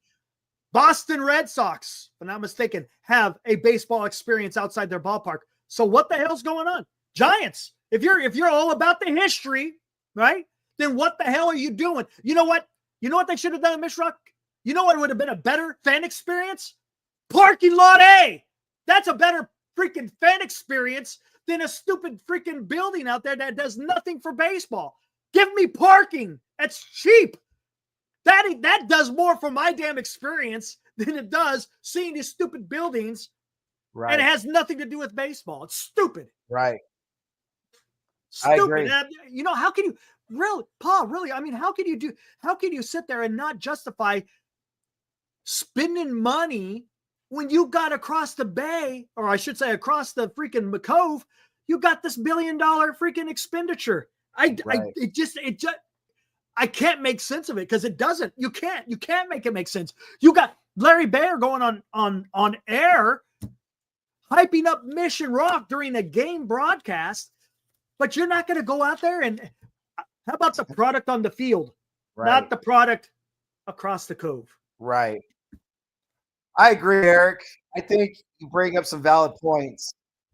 I always feel like they're a little stale right now. Even the stadium, they need to do an upgrade, right? Sure. It's been 20 years. We need to bring in a new, fresh look of something. Whether it's adding another scoreboard or adding another flavor to the fan experience, they just need to keep staying above times, right? Spending the money where the fan experience keeps coming back and it's memorable for the kids. But at the end of the day, we have to start winning. Yes. Winning will build the memories, like Posey said. And once we start winning, our free agency crap we're dealing with right now will slowly go away. It's not going to happen overnight. But the talk will start happening between the players and start going, you know what? Those guys win every year. That's exactly the team I want to come play for. San Francisco, they got a new mayor just this year. He's going to try to clean up the city. That's besides the point. It's a great place to play. They've got a winning tradition from back in the days. And at the end of the day, man, that place will breed all players as long as we start winning. Period. End of story. I get it. Well, here's another thing, too. And that's another thing Buster Posey said. Hey, Turret Ferguson, I know you asked me a question earlier. Please repeat it. I may see it. I may not. Just bear with me. Buster Posey talked about deep playoff runs attract players, right? He said that. During the Giants World Series years, we'll say from 2010 to 2016, did any of those years attract free agents? Because I don't remember the Giants doing anything with free agents. And here's another point I want to make. It piggybacks on this.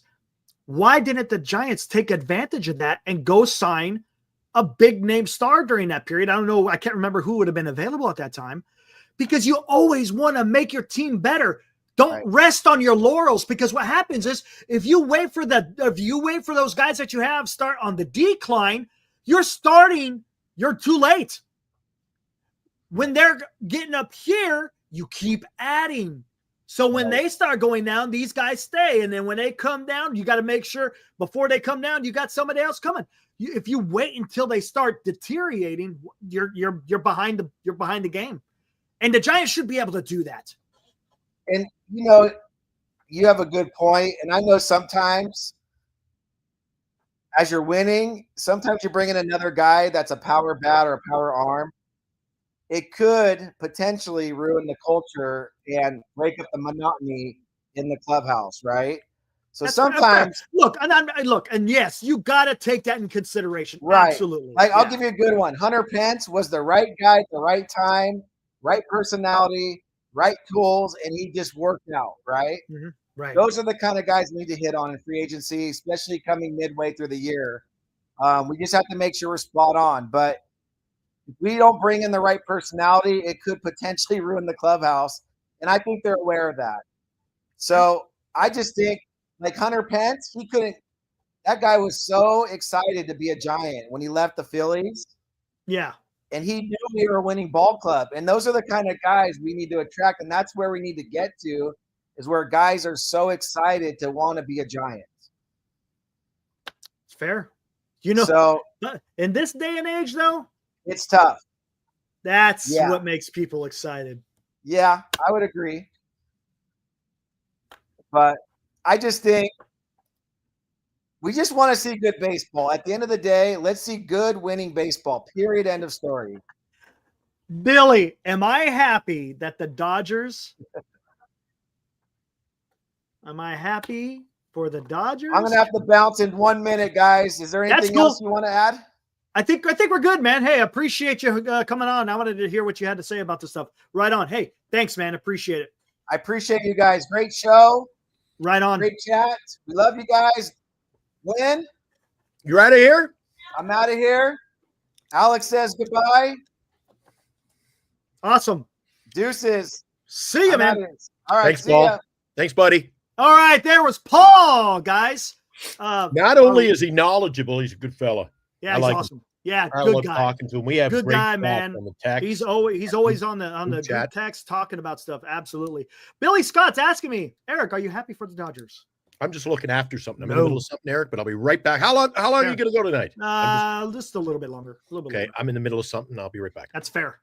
No. Billy Scott, no. No.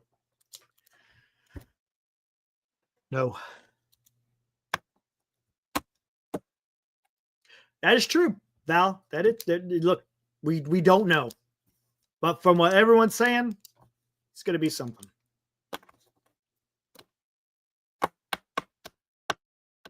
Opinion on Randy Wynn. I think Randy Wynn's going to be good for the club. He's kind of your throwback. Listen to this. Listen to me. Throwback. I can't believe I'm saying that. The guy was a good baseball player, right? Played good defense, had a good bat, didn't have power, but you don't have to have power. You just want a guy that's going to go up there and give a good at bat. If you could do damage, you do damage if you got the ability to do it. But he also put the ball in play, man. Sorry about I think that. it'd be good. No, it's all good. I think Randy Wynn would be fantastic for the organization. Let's see how that works out. My newsman was looking for me, so I had always 101 things to do. Sorry, buddy. All right. What am I missing? No worries. How'd you guys wrap it up there? Oh, no, just talking. The hell were we even? What the heck were we talking about? Quality conversation. Yeah, I can't, dude. It's all blending together. Yeah. All right. Paul answered some questions from your way. I love picking his brain, man. Hope you guys. We get kind of sidetracked, especially when we get Paul on. I go all over the place, but he has some great answers. Man, the fact that he's around the game like he was, man. Yeah, great addition to the show. Glad we have him on board. Yep. Yeah. Hey, what do you think about Wynn? Or did you cover that already? Yeah, I think Wynn will be good, man. He's a professional hitter, right? Like I said, didn't have a lot of pop, but man, he's going to help the kids. Because of the kids, you bet, Paul. He's going to help the young kids to be professional hitters. And if they have the ability to hit the dinger, go ahead. Good for you. Good for you. So what do we do before we wrap it up tonight, Eric? What do we do next? You don't want to call it a pivot. What do we do next? You don't think they're going to do anything? Think they're done. You think we're entering the season with what you see is what you get? Call it a wrap. Ooh boy. Ooh boy. Call it a wrap. What the heck? Gonna make for an interesting. Let's bring this up. This was a work of art today. An absolute work. I was happy with this, and I had a little chuckle. Your thumbnail? I had a little chuckle.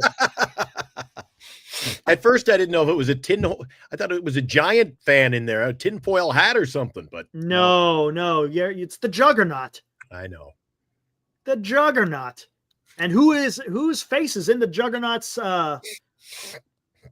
gear? Well, it's Andrew Friedman. Yeah, but look at his shoulders. I thought he was wearing. You cut that out. He was wearing a teddy or something, man. What are you? There's Buster. Oh, there's Mr. Johnson at the microphone saying we're going to do great things. Whatever. Yeah, come on, man. I was this one. I had a. Like I said, it was a chuckle. On a scale from 1 to 10, how disappointed are you right now, Eric? You were the one saying, shit. Things are quiet until I'll give it to January. We're past the midway mark now. 17th of January. It's closing in on midnight here. How you feeling, Eric? Remember I said Adames was a good start, but I wanted him to get at least 2 more, right? An arm. If you got 2 more arms, I would have been excited. Yeah, but if you got 1 arm, hey, if you got another arm and then another bat, I would have been okay. But with having the 1 bat and the Verlander being that arm. Look, am I saying that he's going to be a Trojan? No, I'm not saying that. But I expected just more. Yeah. Like I said, that's why I said I gave it a C+. C+, majority of that is because of Adames. I gave it a D only because we didn't get enough done. Well, I get it. Yeah, that's part of it. We got Adames, great. I was on the Bo Bichette train. I think you were as well. Would have loved to get Bo Bichette, dude.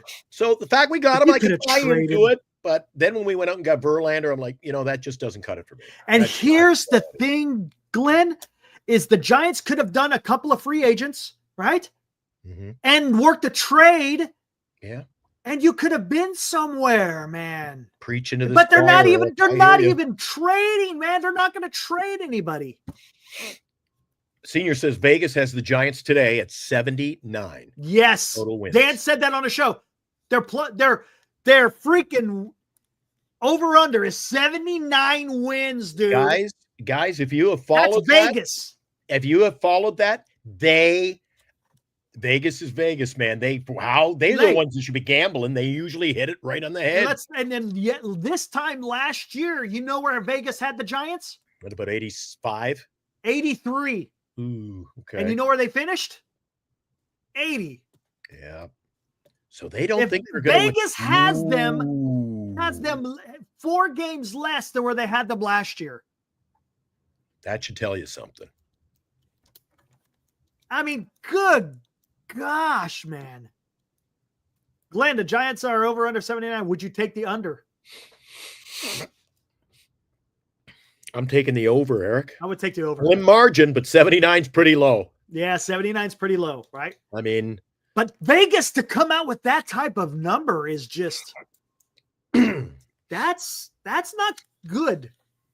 No, and like you said, Vegas. Look, I'm not going to put all my eggs in a basket on what Vegas says, but usually they're nip. Yeah, they can nip in there. And Senior says he's betting the under. I'd bet the under. He says, "Ooh, boy." So my spidey senses tell me Senior's not too enthusiastic heading into 25. Man, dude. I feel you, man. I feel you. Glad to hear the young fellow's doing good. Yeah, absolutely. Yeah. Chardall, come on, you come in, dude. Oh, come on. I'm going to see what he has to say. Can we please go home? Then we'll go home. I feel like I'm in the movie Jaws. Can we go home? Can we please go home?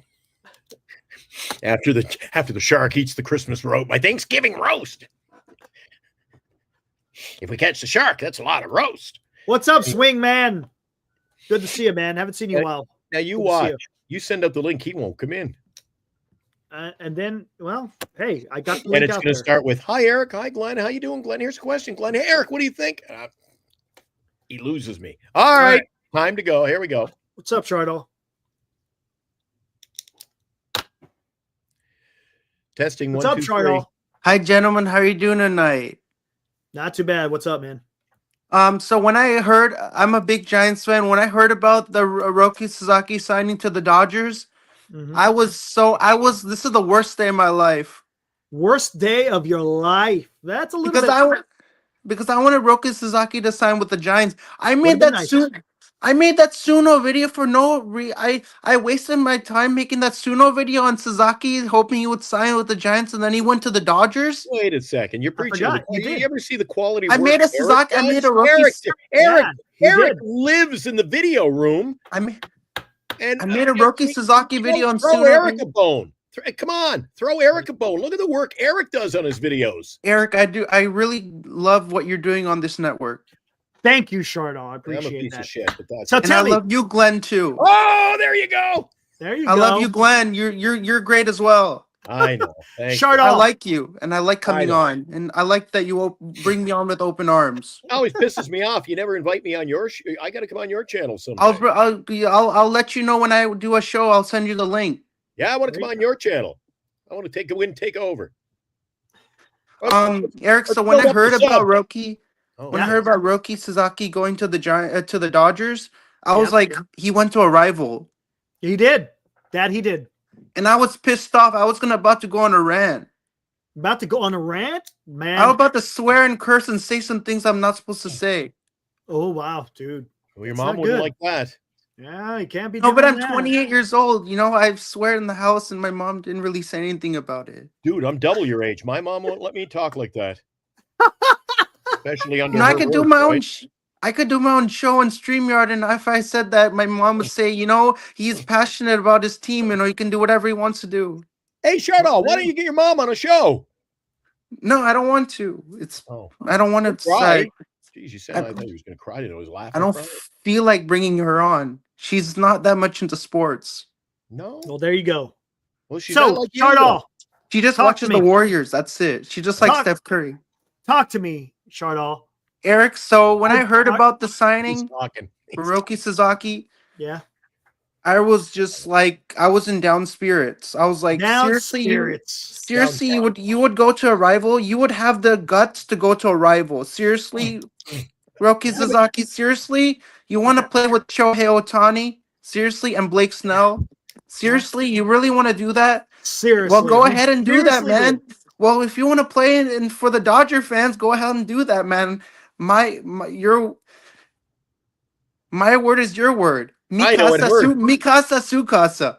It hurt. Hey, that's right. That's right. My house is your house. Yeah, I know it hurts, but there you know go. he wasn't over there Right in on. Japan saying, "I'm going." That's God damn it, I'm going to the Giants rival. I tell you I'm what. not- Hey, I don't- Eric. I don't quite understand the Mikasa Sukasa, but hey, tell me, talk to me, Shardall. Hey, Eric. What do the Giants do? Are they gonna do anything, or are they done? I'm gonna say a curse word and it's gonna blow people off. I'm fucking pissed off that Roki Sasaki signed with the fucking Dodgers. That's 2 fucks, and I'm going to tell your mom. Hey, before you go, and I got to get out of here too, but Shardall, we're going to switch topics here. Eric, let me take the floor for a moment, if you would. It has come to my attention, Shardall, and guys in the chat were very concerned. There was a lot of talk in one of our recent shows, one of our recent programs. You were the topic of discussion. They said, were you aware that Shardall was doing his show, working the channel? You're building the subs. I like that, Shardall. Good work. Did your mom attack you with a slipper? No. Glenn, where did you get that idea from? Guys in our chat, they said, my God, it was must-see She didn't. television. She didn't do it. Oh. I'm going to go check the replay, but we'll see. I thought I'd give you an opportunity to come in and answer that. Are you playing any more video games lately? I played EA College Football 25. I won. I didn't rage quit. The other quarterback threw 6 interceptions. Wow. And I won 58-20. I killed him by 38. Wow. So we've learned 2 very, very, very. I slaughtered them. You See slaughtered them. I didn't rage quit. I wins when it's not on camera. He's a winner when it's not being filmed. And your mom didn't hit you with the slipper. I didn't rage quit, Eric. First time didn't rage quit. Your mom didn't rage quit. No, I didn't rage quit when I played the game. I didn't quit halfway through the game. I'm losing and I didn't leave. That's not good for ratings. If you're going to do a channel and do that, you can't just up and go and quit. I kept playing, and even if I was losing, I kept playing and playing until I won. Not the night you rage quit. No, the next time I played, I won by 38. Okay. I killed them. That was the best stream of my life. You should go back and watch it. What do you play on? PS5? PlayStation 5. Oh, Jesus. Guy's doing good, Eric. You got a PlayStation 5? I got a PlayStation 5. My dad got it for me. You guys for my birthday. Where do you live? Are you guys rich? It was $409. It was $500 for a PlayStation 5. That's expensive enough. Are you guys rich? My dad is rich. He works in a software engineer company. He can make that much money. There you go. All right. There you go. See, I'm learning something. Listen, we're learning a little bit about Shardall. Tonight's a very educational moment for us. I'm a gamer. Giants. You're a gamer. So talk to me, Shardall. So are the Giants done? Are they? The Giants are not done. What are they going to do, Shardall? They're going to get more acquisitions. They're going to get more acquisitions. Who are they going to get, Shardall? I don't know. You right don't know. now. Well, come on, give me your best. What are the Giants going to do? Come on, Shardall. They're gonna rebuild. They're gonna add more. Who are they going to rebuild with? Come on, Shardall. This guy. Mike Yastrzemski. Mike Yastrzemski is going to be the future. Okay, who else are we going to get? Matt Chapman. Matt Chapman. We already got him. So who else are we going to get? I don't know who else. I don't know who else. Come on, man. Throw somebody. What are we going to do, man? We got to pump up the Giants. Come on. What are you going to tell ownership? If you got a chance to talk to Greg Johnson, we need to go out there and get some stars, and we got to win a championship and What stars are you going to get, Chardall? And win a World Series. And win a World Series. But what are you going to tell Greg? How are you going to win a World Series? What are you going to go tell out there and get some stars? Go out there and get some stars. Tell me what stars you're going to get. I don't know which stars. No, come on, shut up. You got to tell him, man. You're in front of Greg Johnson. I'm not the general manager. What are you going to do? Shut up. Come on. You're on the season is on the line. I'm not the general manager. Shut up. You got to talk to Greg Johnson. You got to save the Giants. Who do you tell him to get? Go out there and make some moves. Put up or shut up. Moves. Go. Who do you make? Where do you make those moves? Put up or shut up. Put up or shut up. I give up. I tried. You couldn't even. You can't get it out of him. I tried, man. Hey, Chardall. I think if we run a fantasy baseball league here, I think, and I speak on behalf of everyone, I think the award this year, Eric, should be the Golden Slipper Award. The Golden Slipper. The Golden Slipper. Eric, I always love coming on the show. You win the baseball league, man, the dude, Golden Slipper. Hey, you're awesome, dude. Chardall should be in our league. Chardall, anyway, we got to run. Thanks for coming in, buddy. Hey, it's great coming on your show. I'm a big fan of your YouTube channel, Giant Sports Talk Live. You bring a lot of great guests on here. I love talking about the Giants. Right on. I can't wait for the season, man. I can't wait for the season. We start off the season against the Seattle Mariners. I can't wait. Cincinnati I can't Reds wait. Start all. Cincinnati. No, Oracle Park opening day is against the Mariners. Oh, okay. That's on April 5th. That's when it gets underway for real. Let's go. Okay, Chardall, you want to sing a song on the way out? Which song? Whatever. Hey, if you want to, you don't have to. If you want, you can sing your favorite song for us. Can I sing a song next time I come on? That's fair. I was hoping it would be. Can tonight. I prepare? I'll prepare. We know about your preparation for us tonight. We just don't know when we'll be able to get you on again. Hey, we know about your preparation. It's more like preparation H. I'll sing a song. Let me get the lyrics out, and then I'll sing it for you. Is he doing that now? He's doing it now because I threatened we wouldn't have him on for a while. He's doing it now? I said, if you don't sing it now, no, you never know when we'll bring you back. He goes, I'll go get the lyrics right now. There we go. That's an easy one. That would be a good one. Yeah. Sure. We don't want to make it too difficult. We learned the hard I'm gonna way. be singing I Left My Heart in San Francisco.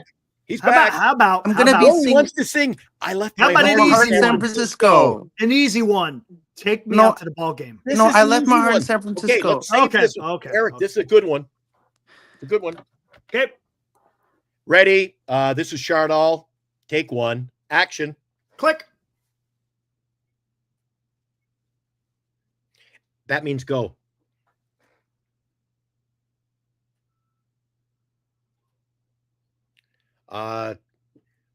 This is the control booth to Chardall. Chardall, can you hear us in there? Oh my God, he bailed on us, Eric. Can you give me a 3, 2, 1 start? When I say action, okay, let's do it. Okay. Chardall, this is the booth. Are you ready? 3, 2, 1.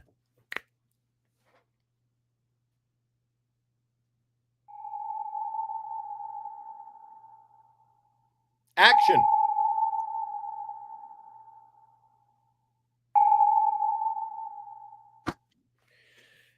Eric, I gave him 3, 2, 1. I gave him action. I said, let's go. Let's get it on. Yeah, that's it. All right, guys, I'm done. I'm done. Let's get the hell out of here. Jeez, all right. We were that close. A Maxwell Smart move. He lets me down. Eric, he lets me down every freaking time. Yeah, I know, man. All right, I'll see you tomorrow night. All right, guys. See you tomorrow night. What the hell are we going to talk? I don't know. Who knows? I don't know. Guys, feel for us a little bit, won't you? We got to come in here every night and talk Giants baseball. It'll be a long off season. We're up against the Juggernaut, if you will, in more ways than one. Hey guys, thanks for hanging out, man. It was a fun time tonight here on this Friday night. Yeah, whatever. Thanks to Paul for coming in. All you guys in the chat. Yes, thank you, Paul. Thanks for all the interaction. Everybody in the chat, you guys are fantastic tonight. Good times. Hey, life of a Giants fan, right? Hey, whatever market you're in, by the way, this weekend, be listening to your favorite rock station, and you just might find me. I'm filling in on the show called, what is the show called, Eric? Oh, the Big Rock Radio Show. I'm the guest host, and we're on 129 stations. That means it's got to be in one of your markets. Someone out there got to tune in. Thanks, Paul. Thanks, Paul boy. Hey, before we get out of here, let's get some uplifting words. How about that? You want some? No more Japanese music ever again, Eric. You got to cut back on that Japanese music you've been playing. It's not even. It's actually like it's called. I don't care what it's called. Fans of Serenity. Yeah, it was. You led with that, and there was no serenity on our afternoon impromptu show. Nope, it wasn't. Hey, let's get some positivity, guys. There we go. Giants fans, it's scary that the Dodgers won the World Series. We're coming back next year. Ooh.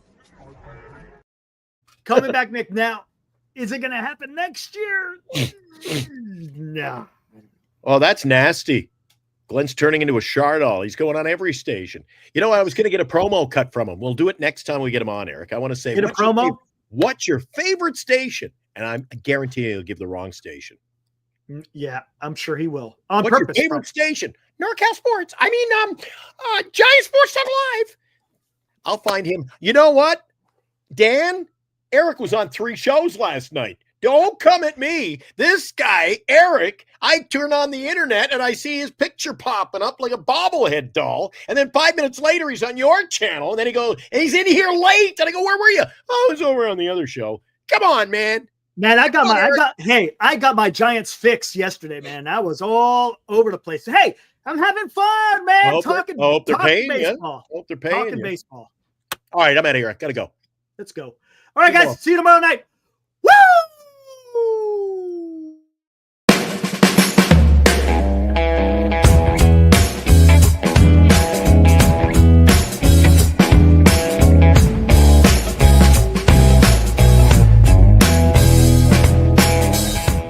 You've been watching Giant Sports Talk Live with Eric and Glenn, a Northern Lights Entertainment Broadcasting production.